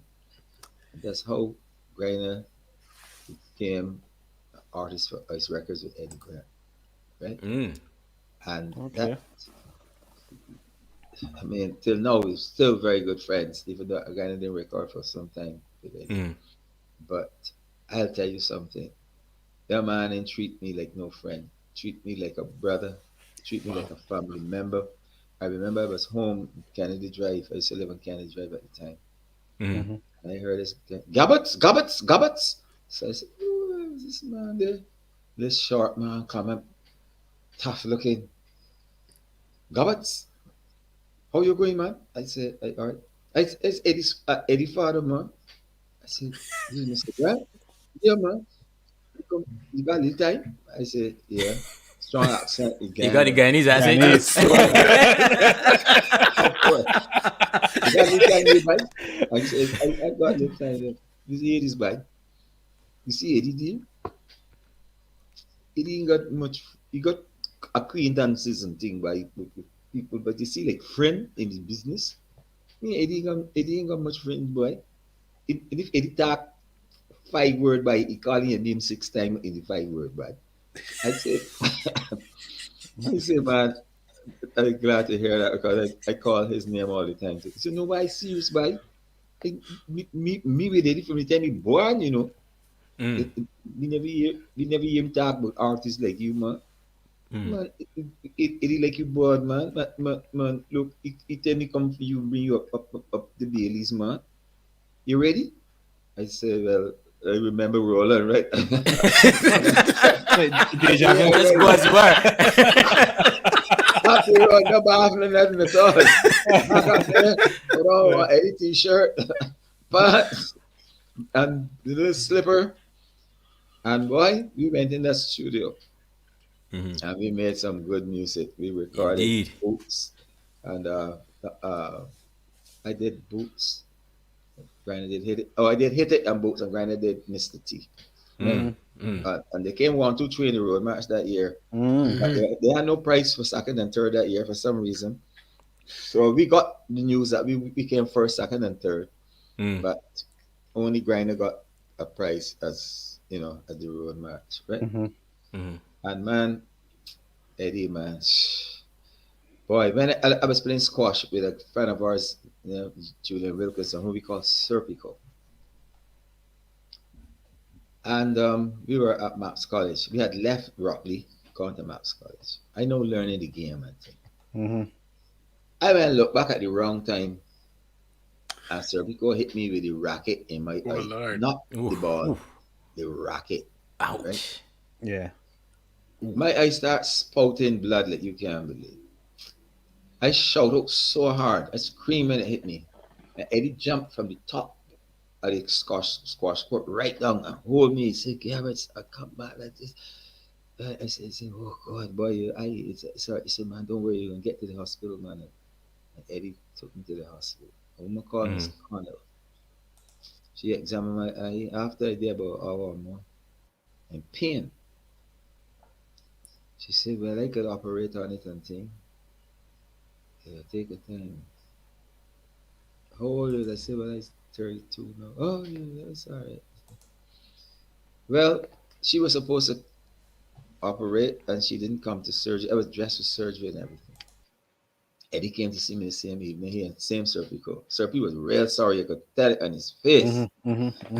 Boy, anyway, Eddie said, "Gabbert, man, you had the operation." I said, "It's a good news, man. I organized with Tony Calder, who was his manager at the time, to do an operation in England, man, in London, man." I said, "What? Man, I feel so good." So the next day, I was on a plane, flying first class. Never flew first class in my life. I am on a plane heading to, at the time it was Heathrow, because nowadays you go to Gatwick. And we went in at Heathrow. And it's the first time I ever knew that they had something like that could happen. They came for me. And I was walking, they helped me down, they said, "Could walk?" I said, "Yeah, all right." And straight to the ambulance. We never went through immigration at all. Straight through a gate I never saw in my life. We have a month of times I've been to Heathrow and straight to Humana Hospital in St. John's Wood. Let me tell you something. The immigration came to St. John's Wood to stamp my passport. That passport. Can you imagine that? I said, well, connected, boy. You're connected. Yeah.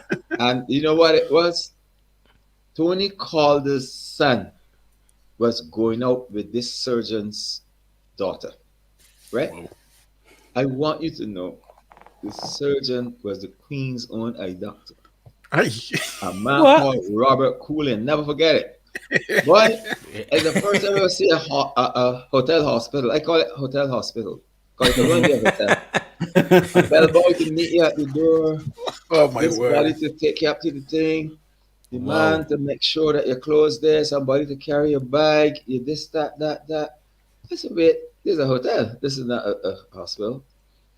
And then one nurse came, said, welcome. Next nurse come, welcome. Next nurse says she is the one that on the ward working. Next one come and says she's the sister on the ward. Next man comes and say he's the anesthesiologist. Next one came and said, well, the doctor came then and said he's the dietitian. The next doctor he come now, he said he's the surgeon that gonna do the surgery. Then one come and say she's the sister on the whole of that side. And man, I better tell you, the treatment out of this world. But I don't got life. When the operation was over and I going back home, I went back out like any other ordinary citizen. Starting class. It was one-way treatment. You can see now. I was like, but I was so grateful. So grateful to the staff and everything. And when I talked to Dr. Robert Cooling, he said, who stitched your eye? I said, a man called Dr. Dujon. Tell him that it's the best stitching of any eye I have ever seen in my life. Wow. I said, wow. And I told Dr. Dujon. Dr. Dujon is a renowned eye surgeon these days. He works out of Canada and they sent for him all over the world. Right? He's Guyanese born. And he became our friend, everything. Right? But you know, I tell you something. You hear me talk about Eddy Grant all the time, and they don't get it because they feel, oh my God, man, every man he got every interview he got to say, I got to, you know, I'm grateful, right? Yeah. And so, like, I was able to learn a little bit about eyes and how they heal. Eyelids are the fastest healing part of the body you can imagine. Any cut, that's when boxers get hit in the kind of thing. The over the eye, the man put a little thing there and they stop bleeding. 3, 4, 5 days later, the cut, you can almost hardly see that there's a cut there. You know? And I went through that experience, and I'll tell you something. I'll go very off from that to talk a little about London. They have some fans in London that are absolutely amazing. I remember this girl called Deborah Catlin. My best friend in England is Bojangles, right? Let's put it that way. Bojangles, a man kidnapped me about 100 times already. Because I will be at the people hotel and I can hear a call and I say, someone's down here to see you. His name is Mr. Lester Green. Do you know Mr. Green? Do you want to? I said, set him up right away. Well, Lester, what are you doing here? I can't collect you. He said, but Les, you paid for a thing, you know. I ain't doing that. I carry you home with me. Dog, but yeah, we gotta eat some food. This food in here, some old English. We can get some chips and some codfish. That's not for you. Leave it for a Jamaican restaurant and eat some escovitch fish. Or we can do that the Belgian place down the road and get some cocoa and flying fish or something, man. But we definitely ain't standing here.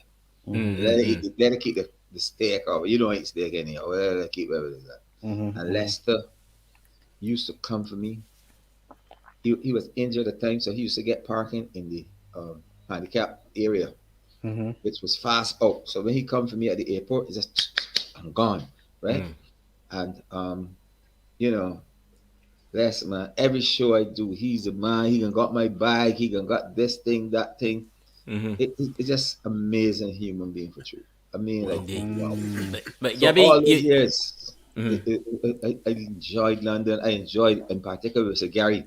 When you with Sir Gary, don't worry about it. royal treatment Because there. everybody looking after this man. And he is as calm and as humble as, I mean, that's another super friend. I mean, it's just, he, Ralph Taylor, Ralph Holder, you know, Dr. Sparman, Eddy, Bojangles. These are people that, you know, I can't pay back. I can't pay them back. Yeah. But Gabby, so I want to take you back a couple steps there, because you talk about relationships and stuff. And I know there's the one relationship a lot of people might ask you how it was. It was with you and Red Plastic Bag. Oh, So I want to go back a little bit to 82, 81, when he come down from St. Philip, or come up, Right. whichever way you want to look at it. I don't know how you would say it. Can only come up. He come up. And Come you down, had man. you had probably what would be called the two. Well, I can say I said two because one, people realize historically is one of the best songs ever written in Calypso, but it wasn't well known at the time. But then you had Jack as well. You thought that he would have beat you? I thought that I would have won that night. It was very close, but when the points were tallied, apparently, they said it said that Bag won by 2 points, but it was neither here nor there, right? But I remember when my children were small, Tanya and Fidel. I have 8 children. Everybody knows that Julie is my favorite. I just say it openly, right? I don't hide You're saying it now as well. My children know it, right? And there's good reason for that. Anyway, Ben, Fidel, and Tanya were young.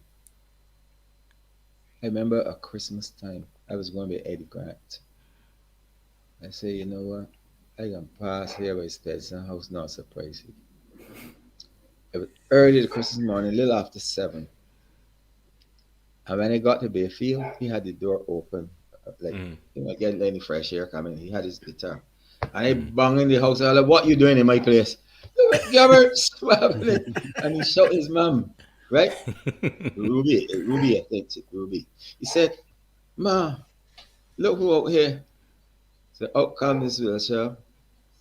Do this. Said this Gabby. Well, I look for old Brett, no old man. Listen, right here with this Gabby, so much years.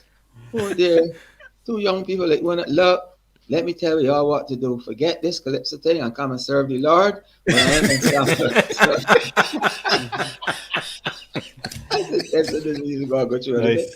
My God, I said, how the old lady? I said, I ain't know, but she invited me to church already. So my son was with me. Fidel, Tanya was outside. Fidel gone straight in Bag's mother's bedroom. Yeah. Oh, wow. She said, little boy, we're doing it. They come and look for you. Oh, Lord, he bold enough.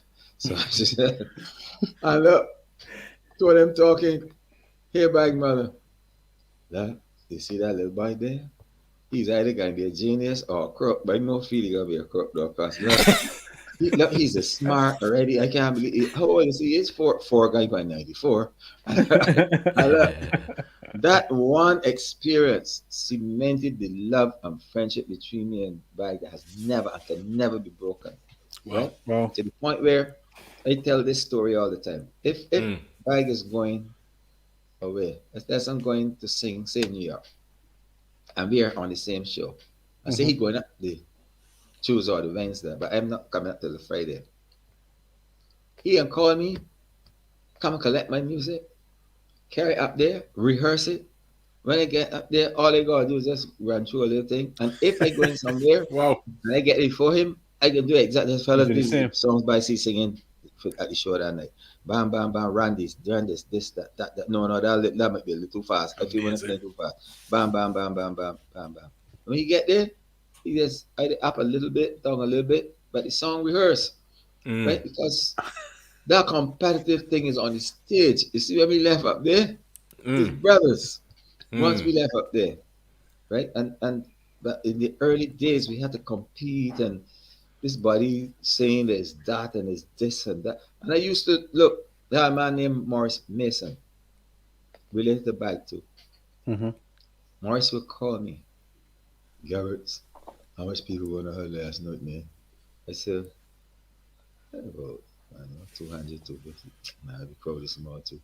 Man, I go up and hear say something but bag or sign, man, get people to come up, man. I go when I heard Classic Bike song last night, I know he's going to change that because it's not, the quality is not very good.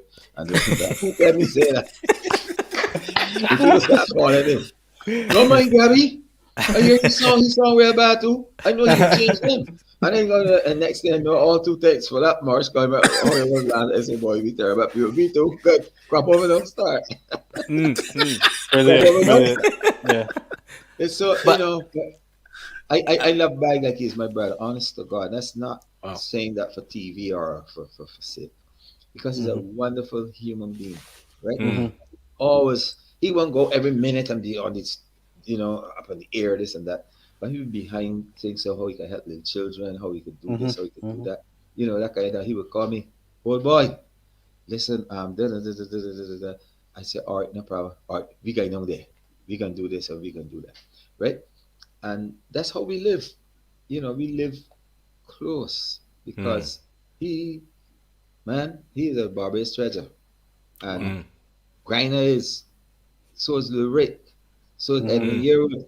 So it's so many Nicholas Branca and Arthur Toppin and you know Ian Aline and these men that I love, that I thank them for the contribution they have made to our country, because when you hear them play, it's hard to hear them play here. You see, like I went on a tour with Nicholas and Arthur and them to Canada about 3 or 4 years ago. And this Canadian band come out, they can play jazz and they you know, and this and that. So Nicholas and them, that's their cool. So I said, y'all could play. He said, yeah, come jam with us, man. No problem. He said, no problem. See, when them men start to play, the Canadians are like, you all could play. This started, man. We would invite you to the whole set, man. Oh man, when you think, how long you gonna be here? Next thing you know, we leave it tomorrow. Oh no, man. We had some, man. We had to put you in some gig, man. Oh man, you all guys are great, man. We got to value our people. It's only since Rihanna was so successful. I mean, I love Rihanna. I am not saying that as a joke. I always send messages to her dad, and I always thank her for what she has done for our country and herself, right? But I tell you something. You see Nicholas and them, people don't understand, you know. Look, let me show you something. Roberta Flack said, listen to the statement. That somebody asked her what she thinks about Arthur Toppin. Her answer was fantastic. She said, one of these days, you got to hear the whole thing. Kenny G is going to get the chance to hold Arthur Toppin's saxophone case. Well, now, what that tells you is that what she's saying is that Kenny G is not at the start of the Arthur playing at all. But Mark was a big Kenny G fan back in the day, so he know. And then you know, if you listen to them as a musician, if you listen as a musicologist or whatever terminology you want to call yourself, fan or whatever, and you listen technically to them, Arthur is miles, years ahead of Kenny. Years ahead, definitely. Kenny G, smooth, is the one that would make the money. Right? I am saying that Barbados has got to understand that we got real class here. No, the whole region. The Caribbean, absolutely. The Caribbean as well. Look, I have seen drummers in Trinidad. I have seen trumpet players like Earl Ince in Trinidad. I have seen Frankie McIntosh and played with him out of St. Vincent and the Grenadines. I have seen great Jamaican musicians. St. Kitts, Nevis, Anguilla, Ocho, St. Martin, Virgin Islands and so on. That we used to work on cruise liners, right? Myself, Gryner and Rose, and Smokey Ruitt.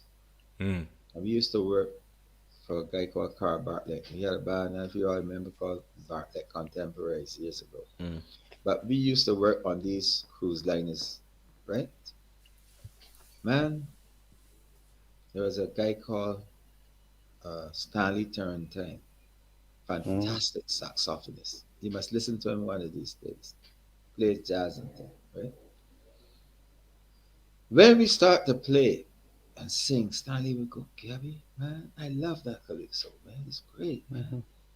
It's a pity that it don't ever chart in the United States, man. But this is fantastic, man. Mm. And I saying to him, but Stanley, I never hear nobody make a saxophone sound like a trombone, apart from you and a guy called Jeffers, Raul Jeffers in Barbados. Mm. And then he would give me the stories. He said that George Benson was the best ukulele player in all of Georgia at age 7. At age 7. He said people used to come to church just to hear George and say a couple of amens quick when George done play and go home. Go on. He wasn't known as a guitarist at the time. And he told me so many great things. Him and Benny King, because I used to tour mostly in Jamaica with Benny King. Me and Benny were very, very close, right? And Benny loved to hear my stories about New York, how he used to work at the government center, and how he would do stuff. Because in government center was a lot of fun. I was a delivery boy, but when you become a delivery boy in New York, perhaps it's the same thing today. It probably hasn't changed. You have to go through the freight elevator, right? And the freight elevator, the men in bed for this, the spitting all over the place, the cursing, it was rough. It's like you working in the garment center and you coming through the freight elevator, expect anything. So I said, oh no. I start putting on tie, bitch. I hate always the hair to tie. I go on tie and a shirt and this and that and a suit and thing. And I got the package out of my hand. I going through the front elevator. So people assumed that I was a salesman. And I knew all the products and they were listening to the salesman talk. And I said, well, the Kulula 844, that's going to take off, man. Like, and I have a conversation with the elevators guy and thing with these men. And these men 100% convinced I was a salesman, and I would go up top and meet some of them men and thing. And most of them were Jews. And every one of them was smoking some kind of cigar. And it seemed to me it was Cuban cigar. Nobody, Bram, they get these cigars from. But anyway, I remember one guy, he did let me read about a Jewish guy. And he had a bar in his business in the garment center. The man had a bar book from here, somewhere in China. Long, big bar. And any drink you could even think about, this man had, that was his office. His office was like an office, yes, but a bar, right?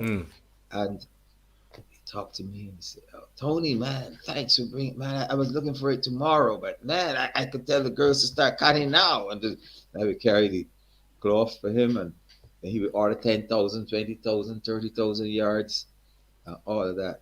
And I would tell Benny King these stories about my life in New York and, trying to sing there, doing the little acting thing, the theater, working in the garment center and everything. And Benny would say, oh, man, Gabby, man, I love to hear these stories, man. I love it, man. And we would sit in Byron Lee's kitchen or in the yard and talk, because instead of staying at the Pegasus, we would stay at Byron Lee's home. And we always look forward every year to meeting and where's your favorite place to perform across the region, Gabby? The region? Yeah, favorite. If you could rank them, I don't know if you can, but if you could. The Karl Marx Theater in Cuba. The Karl Marx Theater, and in the United States, it would be Carnegie Hall. Why? I mean, like, you feel almost like you're cheating in those two places. Yeah, the place is so Acoustics. incorrect. And in London, it would be the oh Lord, the Albert. the Royal Royal Albert Hall. Yes, Yeah. those I was on three that stage too. venues. I was on that stage. I mean, like any singer would give his right hand, left hand, any hand to The acoustics in there is amazing. I agree. absolutely brilliant, right? At Carnegie Hall, Carmart's Theatre, and Royal Albert Hall. Which country in the region That what? that you like? The best place you perform in? Not places in venue now. Country. Which country you enjoy going to and perform? Besides Barbados, obviously. Not counting Barbados. Don't get yourself in trouble if you think. No, it will probably Trinidad for many reasons, and I'll tell you why Trinidad. Wait, Trinidad. Yeah. Trinidad is a place of humor. Okay? Oh yeah.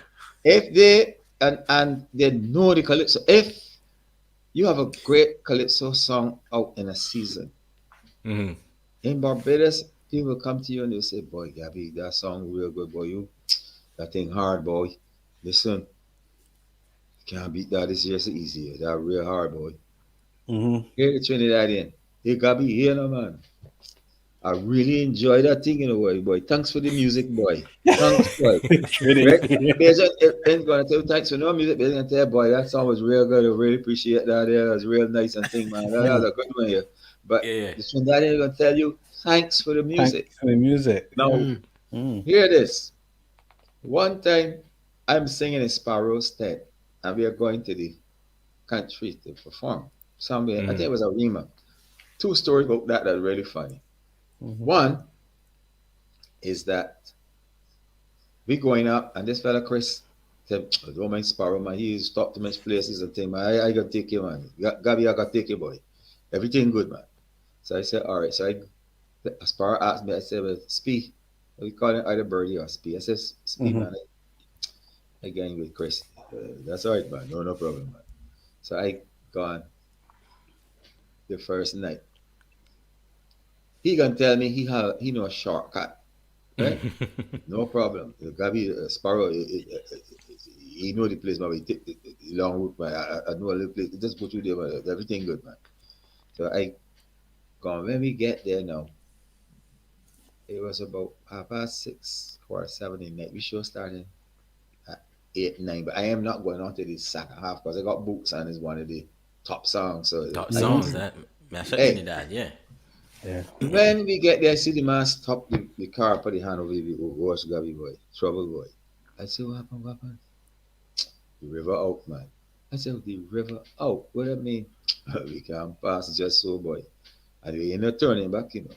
So, man. Let me wait here, right? And wherever you see the Indians pass, boy, that is where the road is, boy. Because the river and the road meet. So you don't know what's river from what's road, right? So, okay.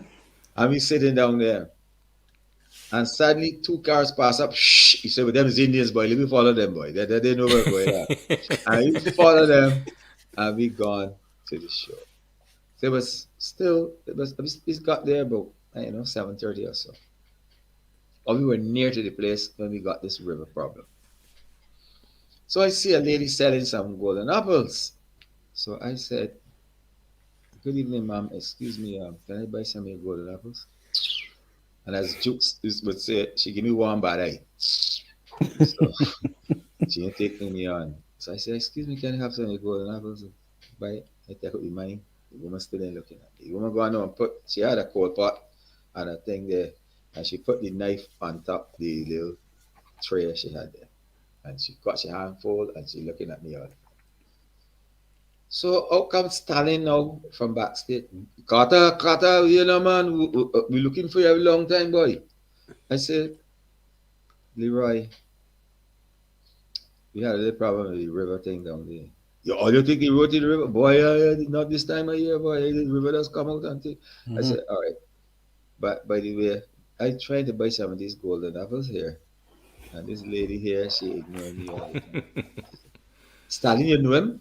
He said, this is the man you say you waiting for to hear sing. This is Gabby. Oh gosh, boy, Gabby, I'm sorry, man. I thought you one of them little boy come to thief my thing. So that's why I took it. Oh, By the way, Gabby, what you say again? I say, well, the golden apple. No, man, we don't call it so here. We Gold- call it Monsite. Monsite, man. I said, God. oh. I said, never even heard that name before. The woman take out about 20 golden. Hey, Gabby, take them now. Look up there. You see up there? I know you can't see too good now because it's a little dark and thing. I have more than 200 golden apple tree up there, boy. All that is my land up there, boy. Take the apple now. Oh gosh, man, I'm so sorry, boy. If you come in tomorrow, I could get a 200-300 of them, you know. I said, but take it, Gabby, take everything, man. And the woman gave me these golden apples and thing. I tell you, I was singing to about 10 or 11. So I got time to eat and drink and enjoy myself. She gave me some kind of thing she had there, sorrel thing she make and thing. And she had a bench, fairly long bench. And I sat down on that bench. Same happened to me in Jamaica too. I sat down on that bench with that old lady and that woman gave me the whole story. Wow. She said, Gabby, I ain't about to be selling no pansity and mango and thing, you know. Look, I have 4 children. One is a doctor, one is a lawyer. One day, one is a drunkard. Don't bother with him. You see him, he's the one that speak the golden apple and things, so I don't mind. Huh? But the other one, she's a teacher and thing, and they all telling me I must put down my trees would give me the money to send them to school. So why am I stop? And none of them may want to pick the apple. So the one that's drunk and thing, he's the one that has picked the apple and thing, boy. And look, Gabby is a nice fella, you know, only he's an alcoholic who God has paid for that boy every day. Oh gosh, yeah, man. So where you going on to sing, boy? I say, well, it's going on about 10 o'clock. I ain't leaving at all, boy. I ain't leaving, eh? And if you want anything else, come, you know. I got other things here. You go get to eat and drink, you know. So that's Trinidad for you, right? Yeah. I love that place. I love all of my Caribbean countries. Felt like I was in the middle of Like Trinidad. I was a foreigner in St. Vincent, St. Lucia, Grenada, Dominica, Guyana, St. Kitts, Nevis, Anguilla, you name it. And you see, Guyana, I always tell Guyanese people that I am yet to find a Guyanese who know more of Guyana than me.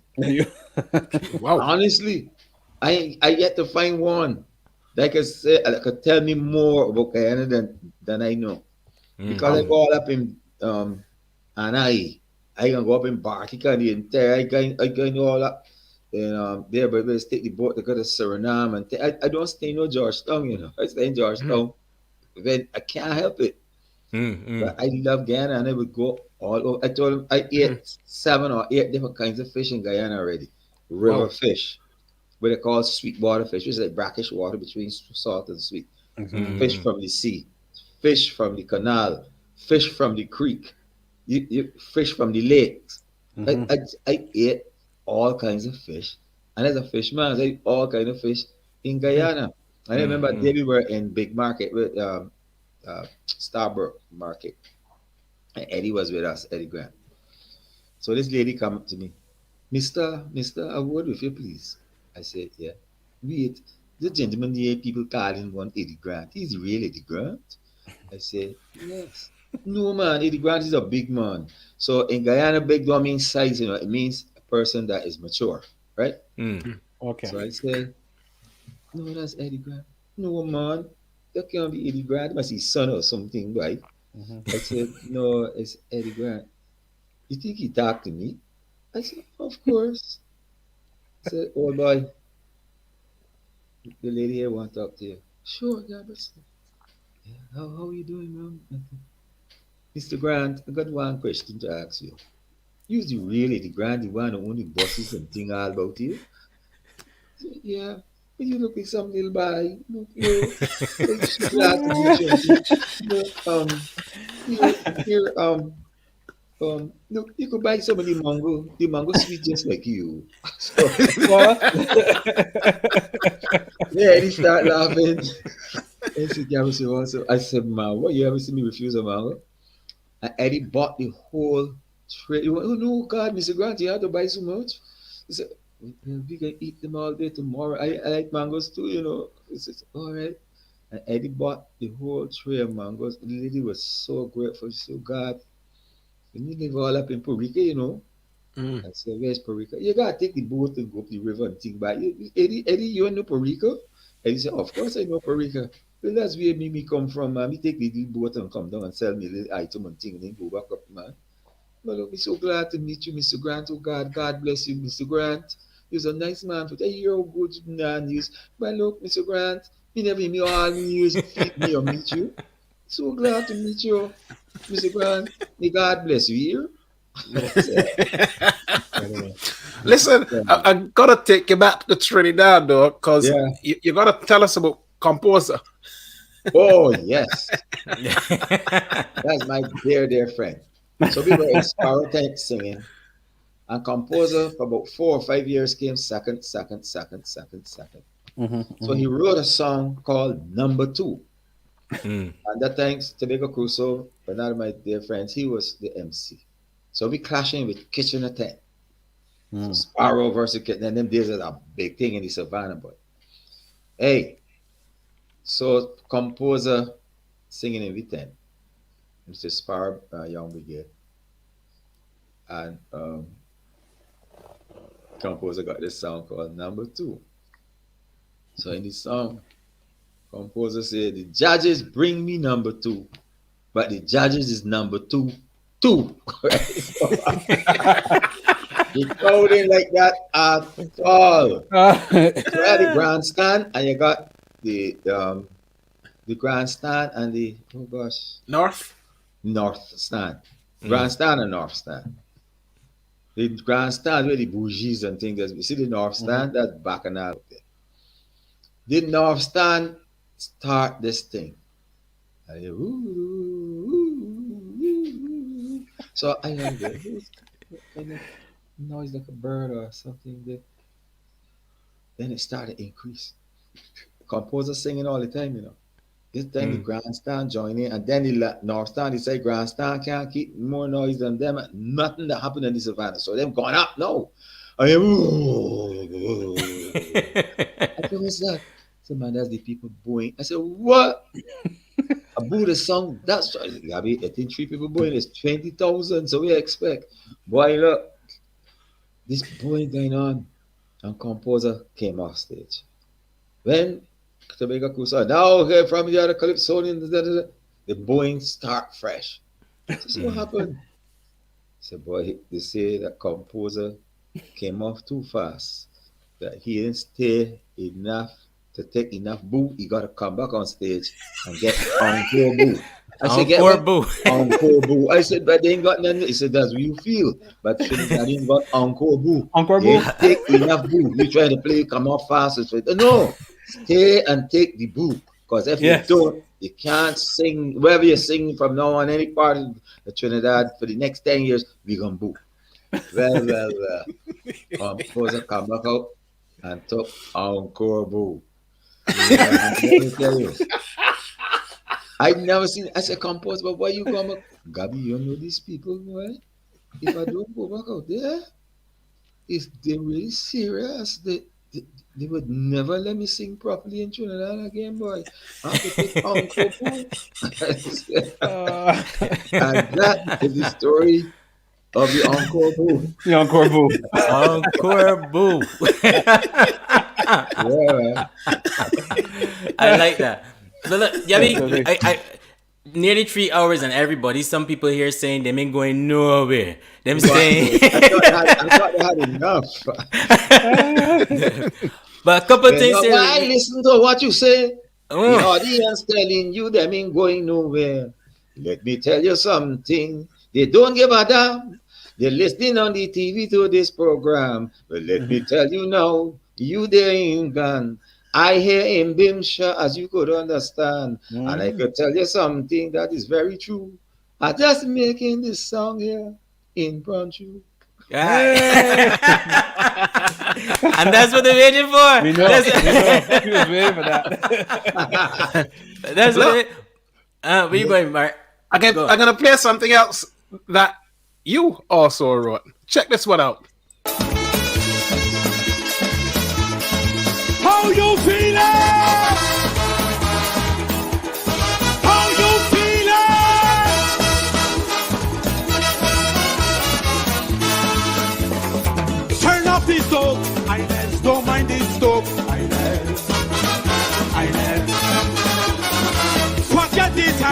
It is time to unwind. Inez. Inez. Look and see how the band's coming. See how the music cooks. Can't you see how the street boys on the street can do one morning? That is where the music cooks.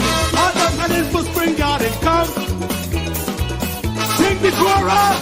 Come Larry Jam from over. Come Larry. Barbados. Too sweet to Miss Kadumande.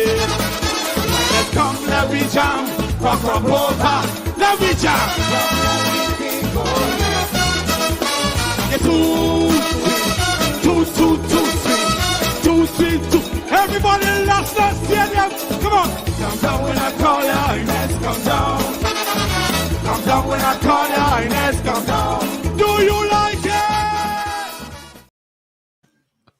Oh my word. Tune. Tell me how that come about, Gabby. Well, I wrote the song first for Gryner. Oh, But didn't know we that. were recording other songs. Remember we recording Mr.T, Boots, and Hit It. So Eddy didn't have the time. So I said, all right, I will give it to Lil Man. So I gave the song to Lil Man. Ah. Bonnie Best called me from Westies Records Limited. We call World. Gabby, he used to talk real fast, right? Gabby, you want the song today? I said, what song? Gabby, Inez, man. Inez. I said, Inez. How you mean dead?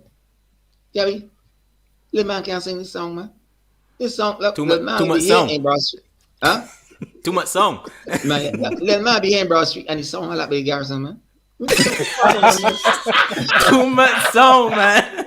Song too far, Eddie. I say, my Bunny, but you know, I can train you and thing. And no, I got to recording. It's recording. You can train. You're the horse running Garrison. You training? This song, what recording? No, I can't rest. I sing this thing. That if you give me permission, man. I said, well, let me talk to Lil Man. So I spoke with Lil Man. Lil Man said, oh God, Garrett, I don't want to tell you, but I ain't like singing so fast, man. Wait, so how I said, well, Bunny sing like for Garcia. So I wrote another song for Lil Man. Can't remember which man. Lil Man got the tempo. Lil Man got the tempo. Yeah. You know that one. Is he? I was just gonna ask if you mean Lil Man got the tempo. Yeah, I know that one. Right. So I wrote that. Yeah. So Lil Man happy now. Lil Man said, yes, Garrett, that. That was a big song too, boy. Oh yeah. So now Rasari, Bunny called Ras and tell Ras that he want him to record this song I wrote. To hear Ras, listen, man, as a funny man, you know. Listen, Rick, Gabby is my friend, but you don't want to write for me, right? I just write for myself or bag or me and bag and write together, right? So Yeah. And so, you know. So here. So I heard Bunny, man, look, yeah, I ain't recording this. I'm here doing the album, man. Ras said, listen, this stranger thing, no, man. Let me talk to Cheryl, right? Now, Cheryl is Ras' wife. If Cheryl saw it, is right. By the time Cheryl heard the song, yeah, you was started down this, yeah? You, Ras, I like this real bad. So he called back Bunny here, Bunny telling lies. Man, look, I changed my mind, I damn you that, man. So Ras, but here, Bunny, I just making sport, man. Look, the song don't Leston already. All you gotta do is catch the plane and go down there and sing it, man. Going down there, and the rest is history. So a dinner for us at oh Lord, you know there's a little restaurant at the going by a street to turn down to go inside by the Hilton on the left hand side. Brown sugar. Mm-hmm. So he keep this little dinner for us. So Ronnie's so smart. He put me to sit down next to Ras' wife, right? Miss Joseph, I think it was, Bunny, and somebody else. 6 of us on this table.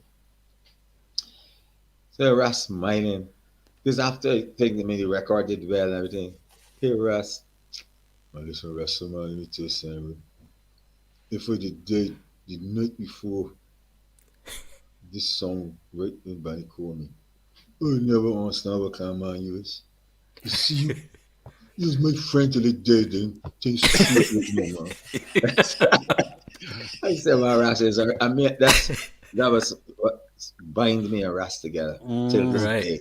Yeah. Wow. Since then, I wrote a lot of different songs for Ras and something that he and I wrote I together. remember Inez coming out. Inez was like nothing else, man. Like, Wow. Inez was just, Listen, and the way how I Rasali deliver it too, it was just like, energy. oh my The lord. energy, man. like, I recorded that song, but nobody can sing that song like Ras. Let me tell you something.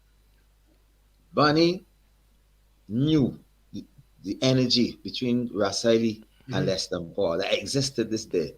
Leston Paul is a master at understanding a calypso, firstly, and recording it. He recorded Shadow, he recorded Kitchener, he recorded Sugar Aloes, he recorded so many Baron, all them Baron songs. And by the way, I don't want to veer too much, but understand this, I let it go down history.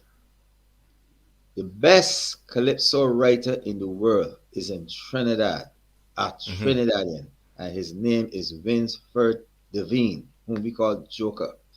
I have studied his work. I've studied Merchant. I've studied all the writers. Devine is the best calypso writer in the world. I say that because of this. Wow. When I examine his lyrics, his melody, the way his chord structure and all that, he is just brilliant. Merchant is there too, but Devine, all them songs you like by Baron, Devine wrote. I want somebody to hug up, somebody to love up, right? I mean, any that you could think of,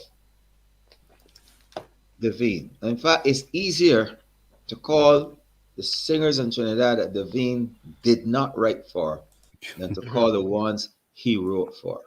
Because this is not a joke. About 6 or so years ago, I went to Trinidad and I went to look for Devine. And we were talking, and so I feeling proud now. I told him, boy, you know, I got 1,200 songs. That time I was up to 1,200 songs. I said, man, I wrote 1,200. He said, Gabby, that's good, man, but I read over 6,000, you know. I said, how much? Yeah, man, I get my son to thing it, and when he done tally up, man, it's over 6,000. So I said, what the ramba? Where you find time to write 6,000? People asking me where I find time to write 1,200 songs. Where he find time to write 6,000? 6,000. Right? And I mean no joke songs, you know. I mean songs like Capitalism Gone Mad and brilliant songs. Fill up my dear, last night I thought was you in here. Where did you go? Right? He wrote for Sparrow. He wrote for Sugar Aloes. He wrote for Francine. He wrote for Denise Plemmer. He wrote for Marshall Montana. Marshall first song about they say I'm too young to soca. Oh, yeah, the making tune. Devine. I bow to Devine as a writer because I mean in terms of if you put my poetry and my songs together, you're looking at over 3,000, right? But this man as a writer, I got lucky in that I was able to sing mine at a high standard, if I may say so myself, and perform it, right? Not just sing, but perform. But as a writer, exclusive. We ain't got nothing in the world better than that, man. Because when I examine his stuff, I mean, I said in the world, you know, because when you look at his work, and he says, you got to be a millionaire or some kind of petty bourgeoisie anytime you're living here in this country. So many bills to pay. There is no conceivable way to save for a rainy day in this country. I mean, how you going to get past that? How you going to surpass that? Right? And that's the standard that he brought to us all the time. I want somebody to take over here now because I'm going to look for this poem that I wrote today that I want to share with today. We can play a little something there, Carl. Let me play something else then because people will know this one I think for sure. You know.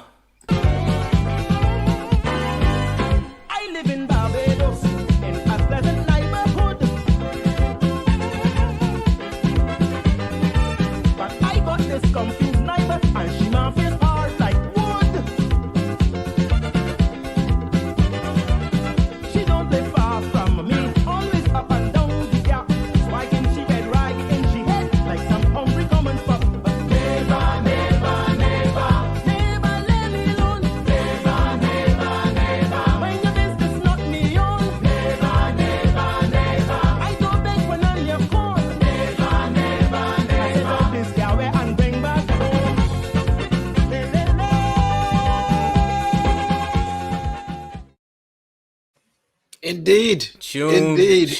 tune. And listen, before he comes back in, we got to play this one to mark what he was saying about Grant and Gryner, huh? Yeah. This one.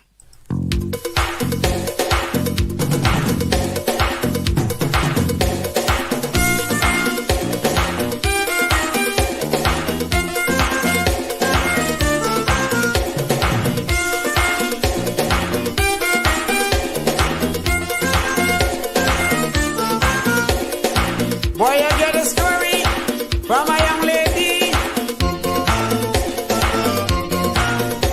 How bygone was I lived on in the beat me. I picked up me phone and tell my partner Gabby, the bygone was I live want to rule this country. He tell me no, that can happen. So rewriting Calypso with bounce and sweet tempo.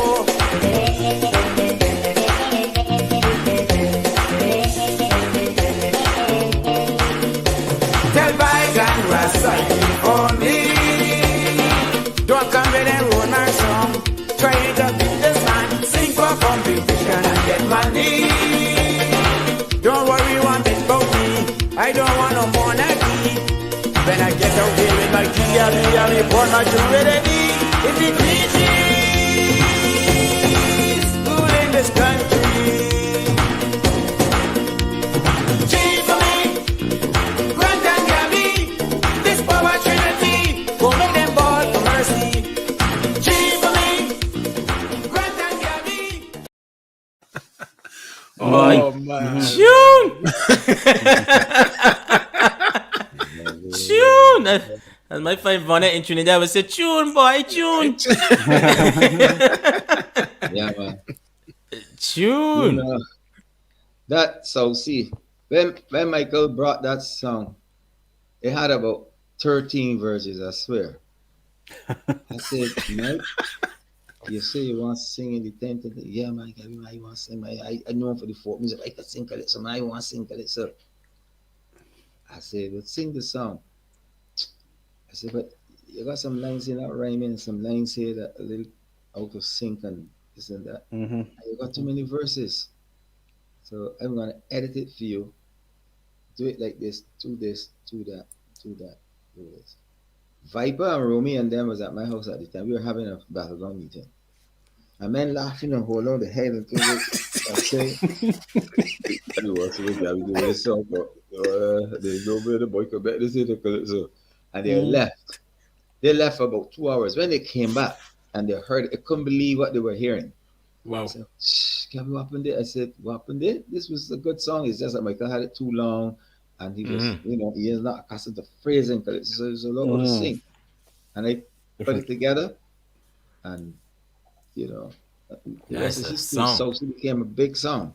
Oh, yeah, it still is. It's every party you still hear Sousie at, man. It's still. Listen, man. I went to a young people fete a time on a cruise liner on the cruise, but the boats we used to go in the harbor. Yeah. The party boats, as you call them.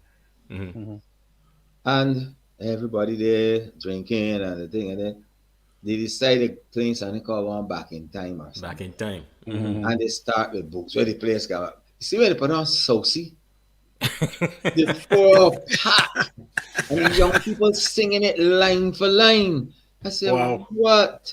I mean, it's like it took Dr. Cassandra to take over from Sousie because Sousie was the song of that session. Brilliant. But I would just be grateful that I got a chance to write with or for all these artists. And if I may name a few, it would be like TC, Tassa, Mighty Whitey, Lil Man, Fat Man, Gryner, Rasili, Allison Hines, Biggie Irie, Blood, Adrian Clark. I mean, just to name a few, right?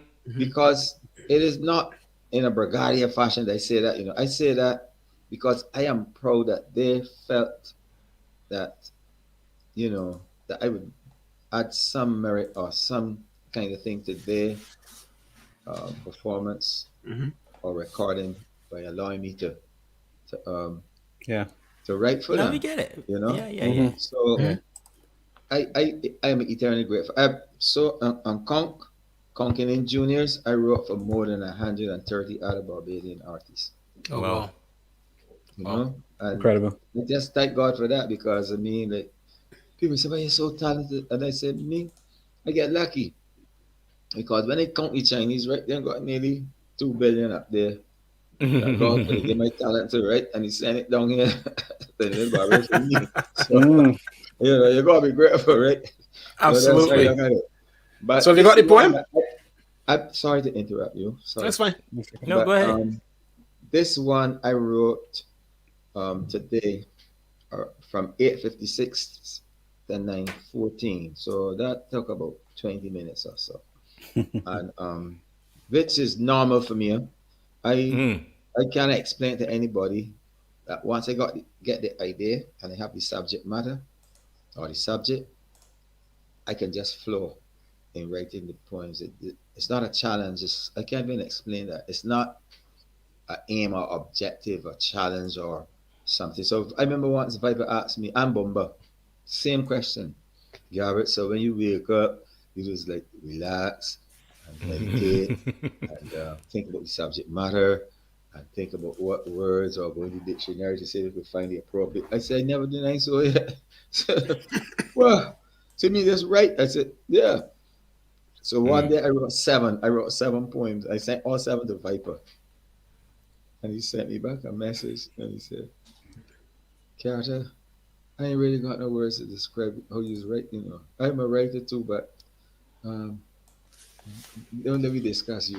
Let me go on to something else. To me, that was a high compliment, you know. But this one here is called The Apologies.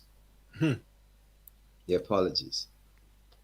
All of a sudden, by the score, by the dozen, let me tell you what really happened. European countries woke up, got smart, got wise. The African countries started to apologize for slavery and every atrocity. But forthcoming, no reparations money. A lot of long talk and crocodile tears. They're bringing in the African affairs. The Caribbean is not far behind. We see the signal. We see the sign. The tears and apologies we do accept. But bear in mind, and don't forget, you owe me reparations too. European countries are talking to you. We have gold in Guyana. You can't allow enough with you.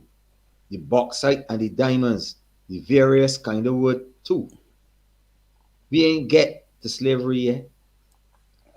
Let me first deal with the rice. For the sugar cane from Demerara, yet to pay the price. You thief we gold in Haiti. You show us no pity. In Cuba, you thief the sugar cane, tobacco, and coffee. In nearly every Caribbean island, sugar cane and cotton was grown also. During the slavery period, let the whole world know. Every one of your great cities, let me face the facts, was built with the money and labor that came from our people's backs. You owe us trillions of dollars, enough schools and hospitals, road construction, technical acquisition, not churches and Bibles. God knows we have more than enough of those to go around. Bring us some francs and euros. Bring us pound after pound. You think a few tears and speeches could repair what you do? We want reparations, and we want it now too. Wow. Yeah, feeling that. I wrote Spot that on. this morning, right? But there are many poems. Like I told you, it was over 15. I got rich 1,500 last week, Friday. Right? Wow. And where can we find you? You have them on your social media? No, I send them to friends and things, but Julie's get vexed and things. But But you're publishing a book then, a book coming. Right? But a book of poems coming. There are 25 books to come. And the first book would be on life, right? That is almost finished, you could call it. but I didn't want to launch it yet. But I think I may launch it soon, within the next 2-3 months. You got a place to launch it because here. I was going to wait and launch one time in November, because November is going to be very, very historic and very momentous for us in that it's going to be when that's the Republic. I'm a republic, right? So I wanted to release. We will find another book. We're doing one on culture, right? As well as another one. I mean, with immediacy. Yeah. So but this one here now is kind of, I don't know. It would create some interest. It's called the injection, as opposed to the vaccination. No, but it's the injection, right? The injection. Dab and rub. Dab and rub. Apply the alcohol. Then jab, jab, jab. AstraZeneca or other brands in your shoulders, arms, and hands. Join the line, you'll feel fine. Do it now on your accord. Do it. It's good for you. Ask Dr. Lord. Clinical test or medical test. I don't know which one is best. It's rife with controversy worldwide and in this country. Some say no and some say yes. Big lawsuits out here, boy. Pandemic for sure. Is the talk, the swear. I know people dying about here. I want to see the whole world back to what we call the normal track. Some will brag, some do boast that they even had their second dose.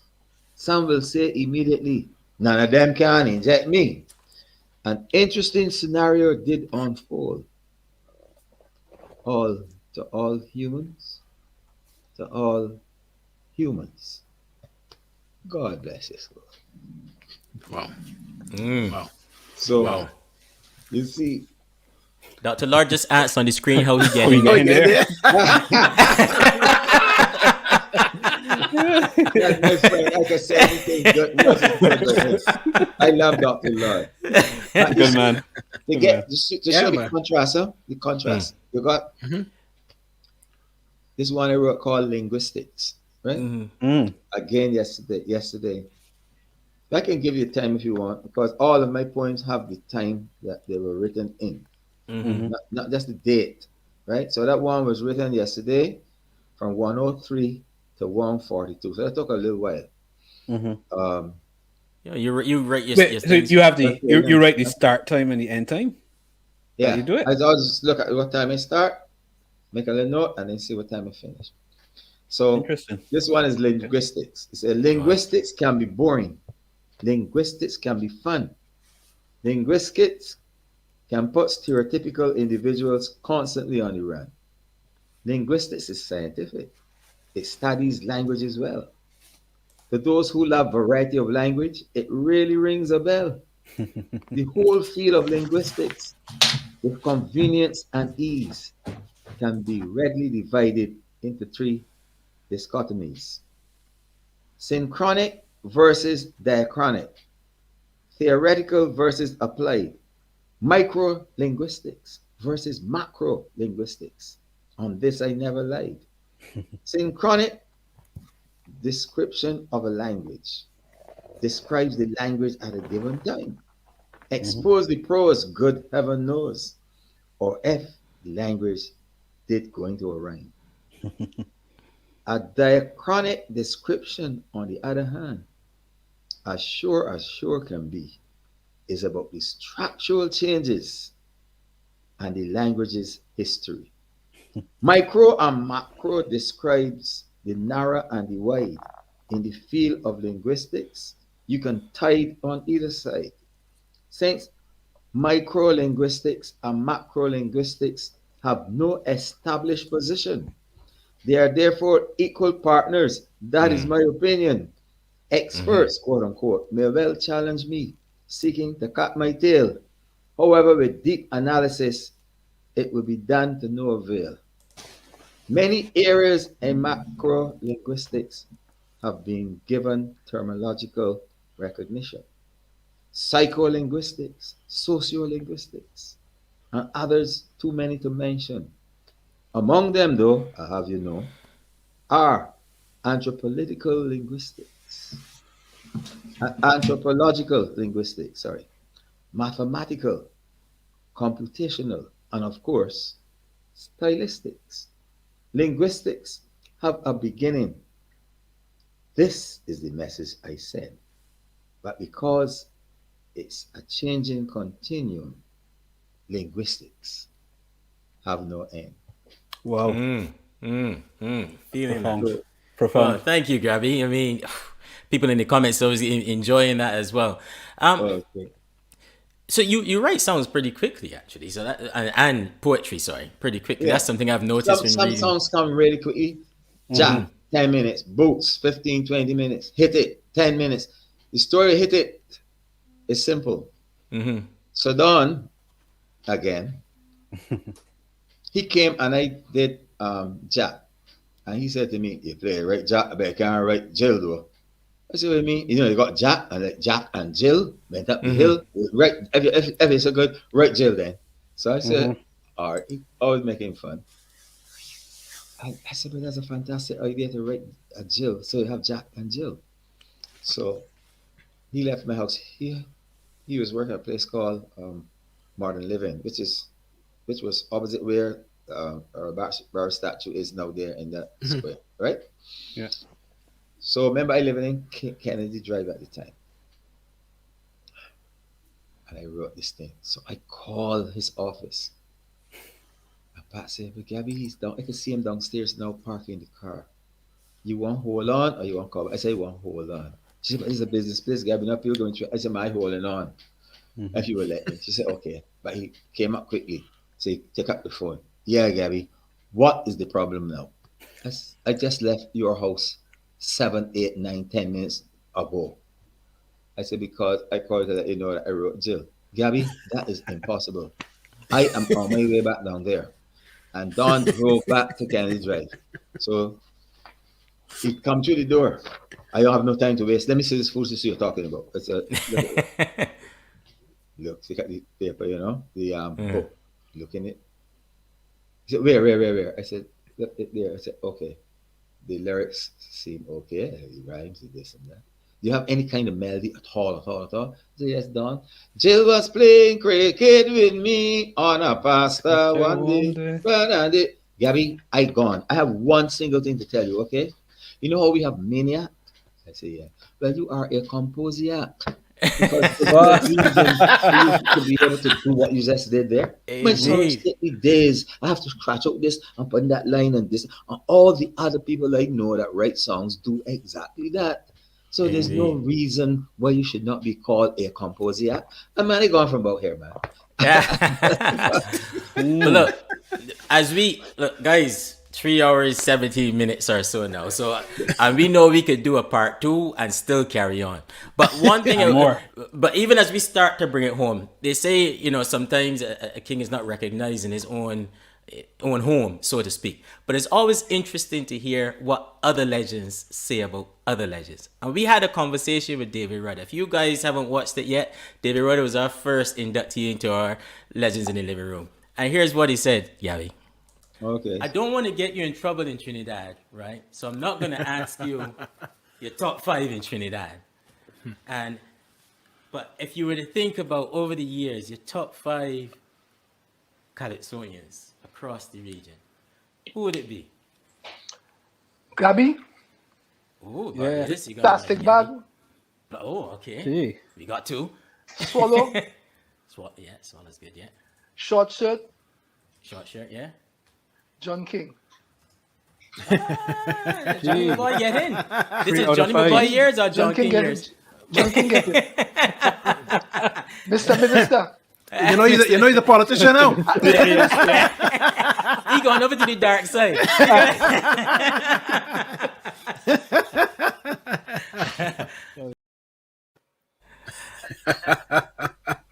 So King David class you, Gabby, as one of the best calypsonians in the region. Well, thank you, Dave. I consider him one of the greatest ever. But I didn't hear because my phone, my laptop cut out at that time. Oh. when you all were on, right? So I didn't hear. But Julie told me about it. And I want to thank David. And the thing about it, only last week, there was an unveiling of 3 wax figures. Yes, I saw that. David, and Calypso Rose, and Candy Lady, the other great piano player from Trinidad. Here's a Scott, right?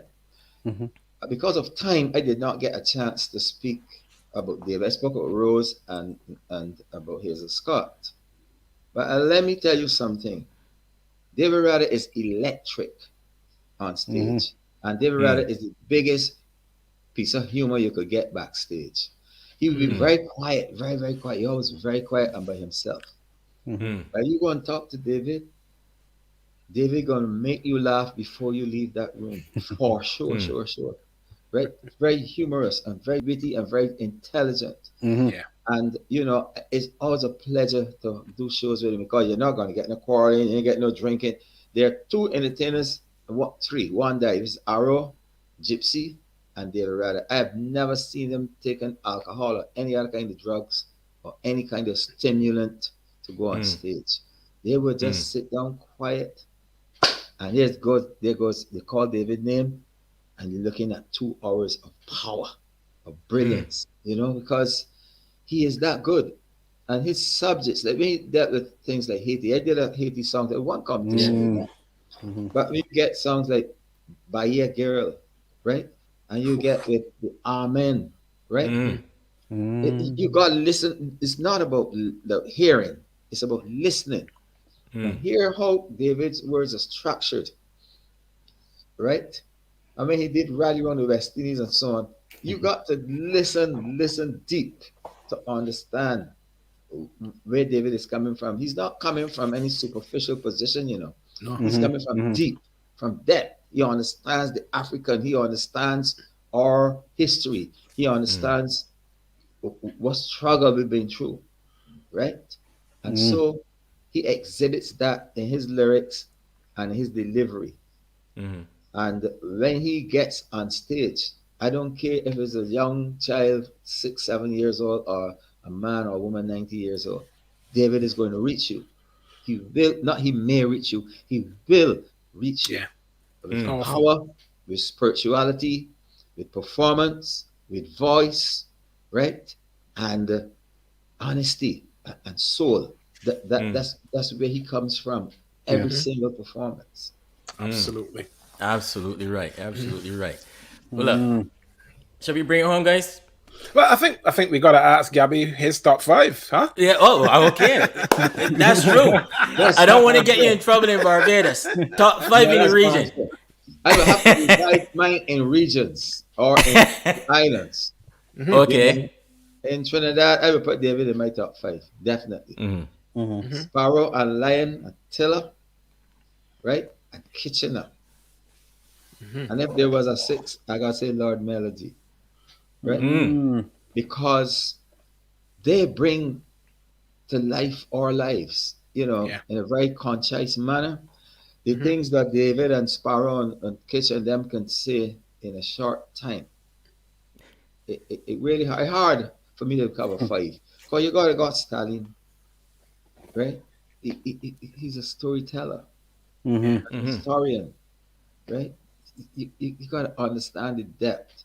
And people take Crazy as being a little funny joking thing. They don't listen to Crazy. He has depth. Listen to Gypsy. Depth. That's something David Rudder said too. He said the same thing. About Crazy. Absolutely. Yeah. Yeah. No, Crazy is not to be taken as a joke thing. Crazy is very deep, right? So Shadow, look at Shadow. Shadow is the most economic calypsonian in the world. I call it economy of words. Yes. Right? Because looking for long set of lines and the letters to the editor. Shadow give you simple. You working? No. You're joking? No. You're dealing? No. You're stealing? No. Well, you're looking for horn. Sum up a whole life. Classic, man. In that short space of time, right? That is Yeah. economy of words. Yes, yes, Brilliant. yes. You take one word and make it a line. You look, or two words. You working, and the next word following it. No. You joking. No. You dealing. No. So you're stealing. No. But you're looking for horn. Once You you ain't doing know nothing. these things, right? You're looking for horn. That is brilliant. I mean, like economy of words. He had to take no long said nothing to write nothing. In a few words, he tells you everything about your life. Right? Fantastic. So then you go over to Antigua, you can got Swallow to deal with King Swallow. shirt. Right? Brilliant. People don't listen to their work. What they listen to is the ones that get popular, not to their work. Back into Trinidad, you get Gypsy. Right? So I mean, you go in St. Vincent, people listen only to Beckett saying small pain does joke. No, listen to Beckett songs, not a song. And you hear depth. You hear storytelling. You see rhyme on rhyme line, continuation of line, melodic flow, freshness, attack. You understand these factors? I mean, a lot of calypsonians have it, but Beckett is outstanding in that. Right? You go in Gryner to hear a Jamu. Brilliance again. Right? So, you see, you're going to St. Lucia here, Pep. Right? You know that these are great exponents of the calypso art form. So it's hard for me to say a 5 or 2 or 3 or 10 or whatever. Okay. Because That's I've been fortunate to have worked with so many of them in so many capacities. Right? And so another man I want to mention quick is not a calypsonian, but he's a promoter. David knows him well too. All of us know him. A man called Isaac McLeod. Because he's the one that took us to Maddison Square Garden when everybody said Calypso would never get there. Right? Wow. And nobody, to me, every single island owes McLeod family a trophy or something that says thank you, McLeod, for bringing Calypso to the world, to places like Maddison Square Garden and the same Carnegie Hall that I spoke about earlier. Yeah. You know, it's so, Amada was a baker. I remember night we go, my first night singing at Maddison Square Garden. So I gone to the stage, backstage. I don't know if it was too small. I don't know what it was. But it's big. In America, the guard at the door is always 800 pounds of muscle. So this big tall man, about 6'7" or so, and a voice that was rougher than that. Yeah, man, what you want, man? So I said, I'm here to perform. No, man, all the singers have gone in before, man. What's your name? Gabby. Gabby. Oh, Gabby passed a long time ago, man. I said, no, it's me. No, hey, kid, don't give no trouble now, okay? We don't got the time for that, man. Good luck for me. Out comes McLeod. Hey, Gabby, what you doing here, boy? What you doing here? I said, trying to get in. No, this is Gabby. Hey, this is the mighty Gabby? Yeah. Hey, man, can I have your autograph? The same man that won't let me pass. I will let you want your autograph now. I know from McLeod, I couldn't get in that evening. Yeah. I love those shows. We go in and show you got Trinidad Fantastic. food, you got Jamaica food, you got Barbados food. It's a wonderful time, man. So listen, that is wonderful. So these next couple of minutes, Gabby, are going to be all about how we want to honor you. Okay? Barra? What? Well, I can pass it over to Phil first because Phil has prepared something. He's got the guitar and he wants to get his verse out. So there we go, Phil. Hey. So it was just as I was looking at your social media page, right? I saw you had a lot of poems there written to honor people. And even tonight, you just constantly honored people. And this thought just came to me. What if I do a little bit of writing as well? Okay, I thought, what if I try to put together something? I didn't time it. So it took me a little while. It took me a little while, but I thought, let me try to put together a little something. There are a few more verses. Sousie. I can send all the verses to you, but there's just one verse here. It was the year 1948 when this craftsman of our fate cried out his first song in the village of Emerton. Some say obscurity But this was home to he. Friends and family call him Tony, but the world know him as Gabby.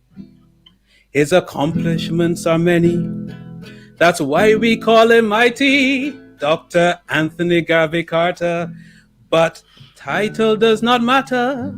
Oh, so raise a toast and celebrate this craftsman of our fate who cried out his first song in the village of Emerton.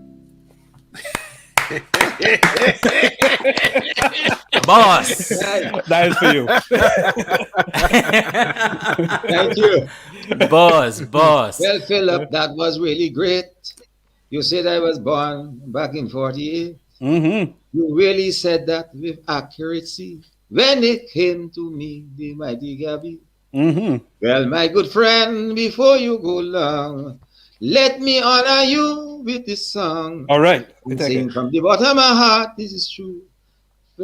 Philip, partner, I thank you.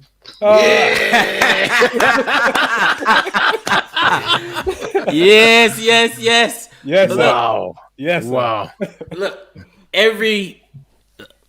our wall of legends that we've had. And for anyone, if this is your first time joining us here in the living room, we have a whole bunch of other Caribbean conversations, but the one we absolutely love to have is honoring our legends. And that's really about us as West Indian people valuing ourselves and valuing our people as well. I'm not waiting for BBC or someone to come and do a documentary on Gabby for me to know some of these stories. No, because we're going to do it ourselves, and we can do it ourselves. And we're going to converse with Gabby and others in a way that the folks externally won't and can't, in our own West Indian way. As you guys can see, we've had David Rudder, Michael Holden, Alison Hines, and Jennifer Houston. Trinidad, Jamaica, Barbados, and Grenada, respectively, has been in our living room already before, as we honor them as living legends. And we've created our wall of legends. So, mighty Gabby, I ain't got the pecan feel to think, but we want to say thank you so much. So much. And I tell you what, your humility, and as Philip said just now, the way how you honored so many other people while you yourself were being honored by us and by the audience who have been, I can't even read the amount of comments, but so many comments have been in there of people honoring you from right across the region and people in the diaspora as well. And that has even cemented to us even more so how much of a legend in the region you are. We know the hits, we dance and all that kind of stuff to them as well, but the messages of the songs like Calypso and Boots and Jack, which even just last year St. Lucia used Jack as they were fighting their Cabot issue as well. And we just want to say thank you so much. It is on your shoulders that we stand. We can stand tall in the world because of people like yourself who have given so selflessly to your craft, to the art form, to other people, to the nation, and to the region. And mighty Gabby, it is our pleasure to bring you in and put you upon this wall of legends here today. So we want to say thank you so much for everything that you've done. Wow. I'm humbled. I can't even believe it that you all would have a wall with such distinguished people and got my picture up there among those. I want to thank you all from the bottom of my heart. I just want to thank all the fans who were there all the years. Places like St. Paul's School that I teach. People like Miss Brewster and the principal, Mrs. Small Thompson. Thank my wife. Thank Julie. Thank all my children, all my family members, all the people who put me up in their homes when I travel. Like my friends Stephen Huggins in St. Vincent and the Grenadines. My friend Ralph Gonzalez, who was the prime minister there. David Comachon. There's so many people I have to thank. PM Mia Motley, my dear friend. Carol Roberts, my dear friend. I mean, it's like there's so many people I have to thank. And I want to thank you fellas for inviting me and for giving me the opportunity to be come myself and not just some kind of a stiff interview or something like that. Because believe you me, I'm not saying this because we are here right now. This is one of the most relaxed interviews I've ever had in my life, if not the most relaxed. Wow. And I cannot thank you all enough. And I hope that all the other artists or the other individuals, whether it be in politics, whether it be in whatever field, that come on to your program, that they too would recognize the work that you all are doing to honor what you all consider as our icons or heroes or both. And to all my friends all over the Caribbean, I don't care if it is Cuba, Jamaica, Virgin Islands, Cayman Islands, Turks and Caicos Islands, St. Vincent and Grenadines, Grenada, St. Lucia, Antigua, Dominica, St. Kitts, Nevis, Anguilla, Antigua, all the others. I just want to thank you all, and God bless every one of you, and enjoy the rest of your evening. Thank you so much. Thank you. And the comments are just showing you the love, Gabby, at this point in time. So guys, keep pouring it in, because Gabby so much deserves it from right across the region. Carbon? Well, you know, what can we say? It's been a pleasure, absolute honor. When we said at the beginning, you know, you're the soundtrack of our life, we meant that. And it has always been a positive soundtrack, a challenging soundtrack, a soundtrack that makes us look deeper within ourselves as Caribbean people, not just to accept the status quo, challenge our politicians, push ourselves, be the best we can be. That's who you are to me, Mighty Gabby. Thank you so much. Indeed. Phil? Well, I sang my piece already. But and I said, this was great. You know, it didn't seem like 3 hours plus. It just seemed like we were just sat together having conversation. So thanks a lot for really coming in and being yourself. I really appreciate all that you've brought to Barbados and the region. Absolutely. Incredible. Indeed. So look, guys, you know, in the audience, thank you guys so much for staying with us. This has been our longest show so far.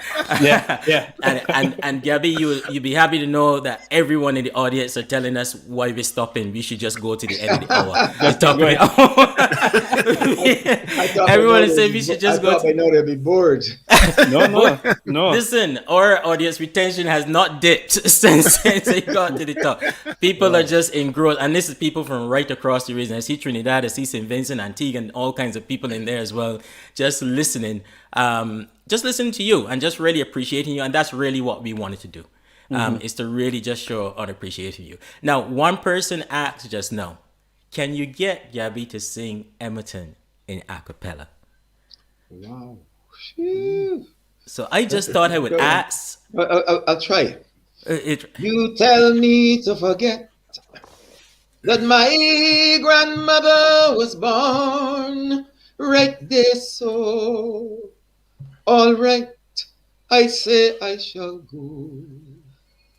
You tell me to forget. It is there I want my own children to grow. Well, all right, I say I shall go. But I hope you understand how I feel about Emerton, my homeland, my homeland, my homeland. And I hope you know it's true that I would never forgive you, because look what you do to my Emerton. Wow. There's nothing else to say. Guys, thank you so much for joining us. If you haven't yet liked the page, hit share, make sure as many people across the region see this. We don't ask our legends to leave, as you guys know. We go out with our legends because that's the best way that we do it. Mighty Gabby, thank you so much. To everyone who's in the audience, thank you so much for staying with us throughout. Yeah. Thank you.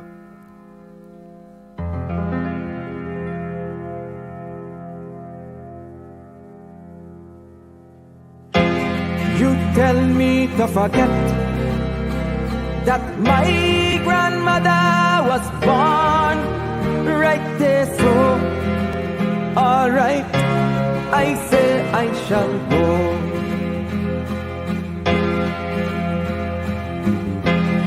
You tell me to forget, it is there I want my own children to grow. Alright, I say I shall go. But I hope you understand how I feel about Emerton, my homeland, my homeland, my homeland. And I hope you know it's true that I would never forget.